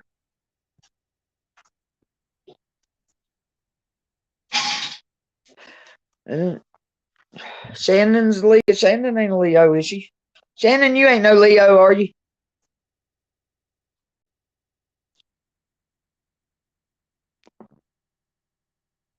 Um, I'm sorry. Well, we'll fix that, and we won't have to do it again. Yeah, but the 1st of August is oh, that's Cancer. Oh shit. Yeah, she's Virgo. That's what I thought. What did I say? I thought I said, yeah, I did remember it. Virgo. Yeah, because Virgo energy is different. It's different. And that night I was like, there's a Virgo in here. I know it. Where's that? And I kept hearing, it's me. Yeah, it's me. Yeah. And I'm looking around at my wife.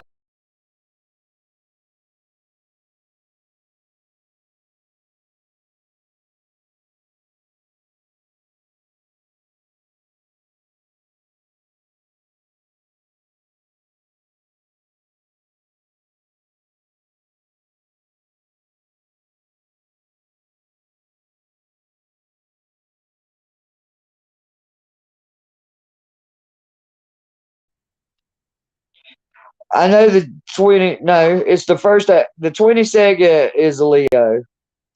And the 3rd is a Leo. Oh, okay. You're the 25th. She muted herself. Who did? I did? No. Oh, yeah. I knew that, Shannon. I don't know why I couldn't remember it. I'm just like not all there today. I really ain't. I'm being kind of scatterbrained today. Yeah, I knew there was a scorpion here, and it's Shannon. It must be Dave the dog that's the like Capricorn or something like that. Who muted herself?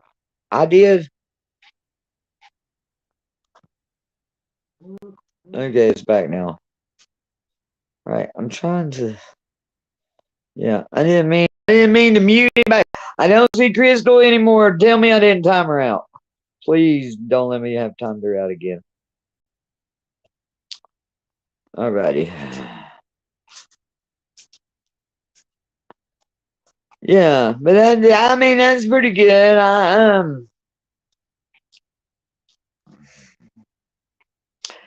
Okay. Yeah, I thought I done lost you again. I thought, oh Lord, I didn't see her. I didn't put her back out. I'm sorry. But yeah, that I knew somebody I chatted with was a score, so that'd be Shannon, and then or you're saying not. See, I get confused. I'm just gonna watch for a minute because I'm already confused. I'm confused. Yeah, you're a score. Yeah, okay. Thank you. That's what I thought. But then you said no. And I'm like, what does she mean though? But yeah, I'm an Aries, but I'm a weird Aries because I'm on the cusp and it's on the spring equinox also on the 21st, and mine's the 21st. But so I'm a Pisces Aries. I have a lot of Pisces traits, but that headstrong, stubborn, just like think that I'm the leader's crap comes from my Aries side. I get that I'm the leader because in the Aristocrats movie, them old hound dogs, he's trying to throw the kittens in the river, and old hound dogs get stuck up in his little sidecar. And the big hound dog, he says, I'm the leader. And that's just like my favorite movie line of all time from any movie except for Gone with the Wind. And that's when I swear to God, I'll never go hungry again. That's really my favorite line. But Disney wise, it's I'm the leader.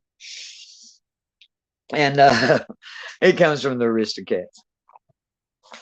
And the Fox and the Hound. The Fox and the Hound's got a hound dog in there that says he's the leader too. But that's the way Aries are, they run around going, I'm the leader. Which I kind of am. I mean, that not really that I'm trying to be the leader, but I'm not much of a follower. As far as like following people or stuff like that. Mean as a rattlesnake. Yeah, yeah, I am. They got them horns, them ram horns. That hey, ram horns are some of the hardest substances on the entire planet. They're almost like adamantine. They just almost unbreakable.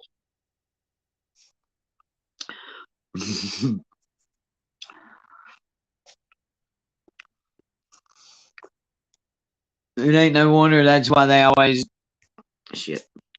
That's why they always depict. That's how Satan ended up with horns, you know, because really he's not gonna appear to you as no horned demon. If he got, if Lucy's gonna come messing with you, he's gonna come to you as some good looking, you know, male stripper dancer or something. You know what I'm saying? He's not coming with those horns, but that's how like throughout all the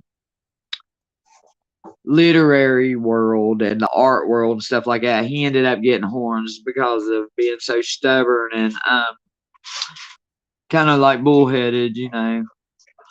Besides a bull, that's the next toughest thing is the goat. And even though rams are not technically goats, literature and art and stuff kind of put them all in the same category. It amazes me. Now here I go on another end, but I promise I'm not gonna go on no 30-minute rant with this. But where are you hiding him, you? Who? Oh, the male stripper guy? I don't know. I was hoping one of y'all might break one out of y'all's purse or something. I don't know where he's at out here. He must be like that moved into the inside motel because the tent got too cold or something. I don't know. But now that I know y'all like that kind of thing, maybe I'll throw a couple up in, you know, as backgrounds on some of the spirit boxes. Cause I got a couple in my photographs, you know, somewhere. It was Crystal, and we'll see you next time. The next one I think will be what's night? Tuesday will be Saturday night. This is my Saturday night, so it'll be Saturday night. I may throw up another one. Oh, Freaky Friday. We have Freaky Friday. Yeah, I don't carry a purse either. We have Freaky Friday on Fridays. And then it's my Saturday night. I do it every other Saturday night. So Freaky Friday will be sometime between 12 and I don't know, 3 maybe our time. So we'd have to figure all that out. But if you get a chance, Crystal, send me an email. It's my name and then at gmail.com. And I'll put you on that little like newsletter list I send out like once a month. I won't bother you much, but I send out a little something every month, like maybe twice a month, a little video or something. I'll put you on that list and it'll keep you up to date.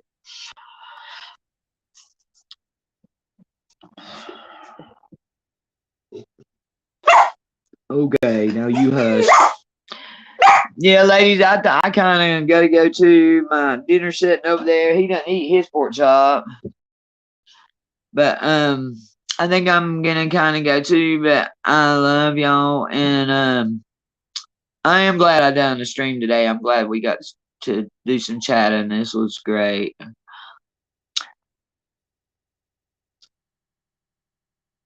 Okay. And y'all can like get me on Messenger anytime. Those of you who don't normally message me, I'm on Messenger under the Keela R. Harris. Or you can go Ye Old Curiosity Shop and it will send it to my messenger. Because I do have a page on Facebook for the shop. So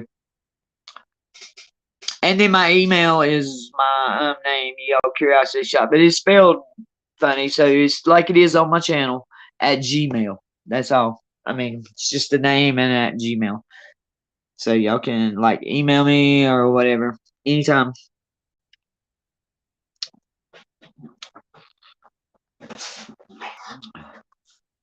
But Raven, what I will do after we go, I'm gonna go eat and everything and get the dog settled down because when I let Lucy in, they'll take about 5 minutes rolling around and they'll both go to sleep. I get them settled and I will text you up and we can go from there on whatever you want to do. With that, what we was talking about. I love you, Gabby. Thank you so much. I hope you had a good time. We got to make you laugh more. I think I will use some strippers maybe on the next video, just for y'all. Well, they won't be naked, but they'll look good. Trust me. You down for that, Shannon? You want a half naked man on your video, on the video you be watching?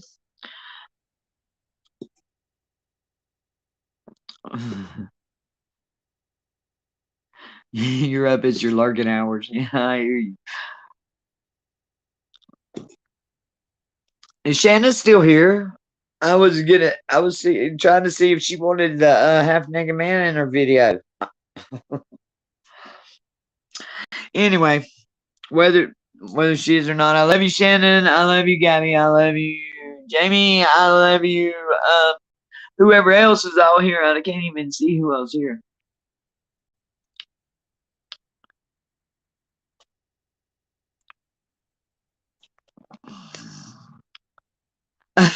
Right, wouldn't be the first one, huh? Yeah, I might put a little something, something. I mean, it won't get took down or nothing, but I got a couple that people have sent me like on my birthdays and stuff. Here I know this is what you wanted and stuff. All right, guys, thank y'all for coming. I enjoyed it. I had a good time today. Thank y'all. This was good. This was like my birthday today. It really was. All right. Well, I'll see y'all in a little bit. Gabby, you get some rest, honey. I'll talk to you in the morning, I reckon. You just call me whenever you got time. And cause I hate calling y'all because I don't know if y'all are busy or whatever. I don't have a schedule. So anytime y'all need to call me, just call me. Don't worry about what time it is. If I don't answer it, I'll call you back when I get up. If I'm not up yet. Yeah, I think it's gonna storm here again, Shannon, but it hasn't started yet. But I was saying I love you, Shannon, and I was saying that I might put, a little something male stripper wise in our next video just for us. That's because that's what Raven said. She said, where was the male stripper at? And I said, well, I might have a couple little backgrounds I could throw up in the video. So I wanted to make sure you was good with all that. Good night, Shannon. Thank you for coming, hon.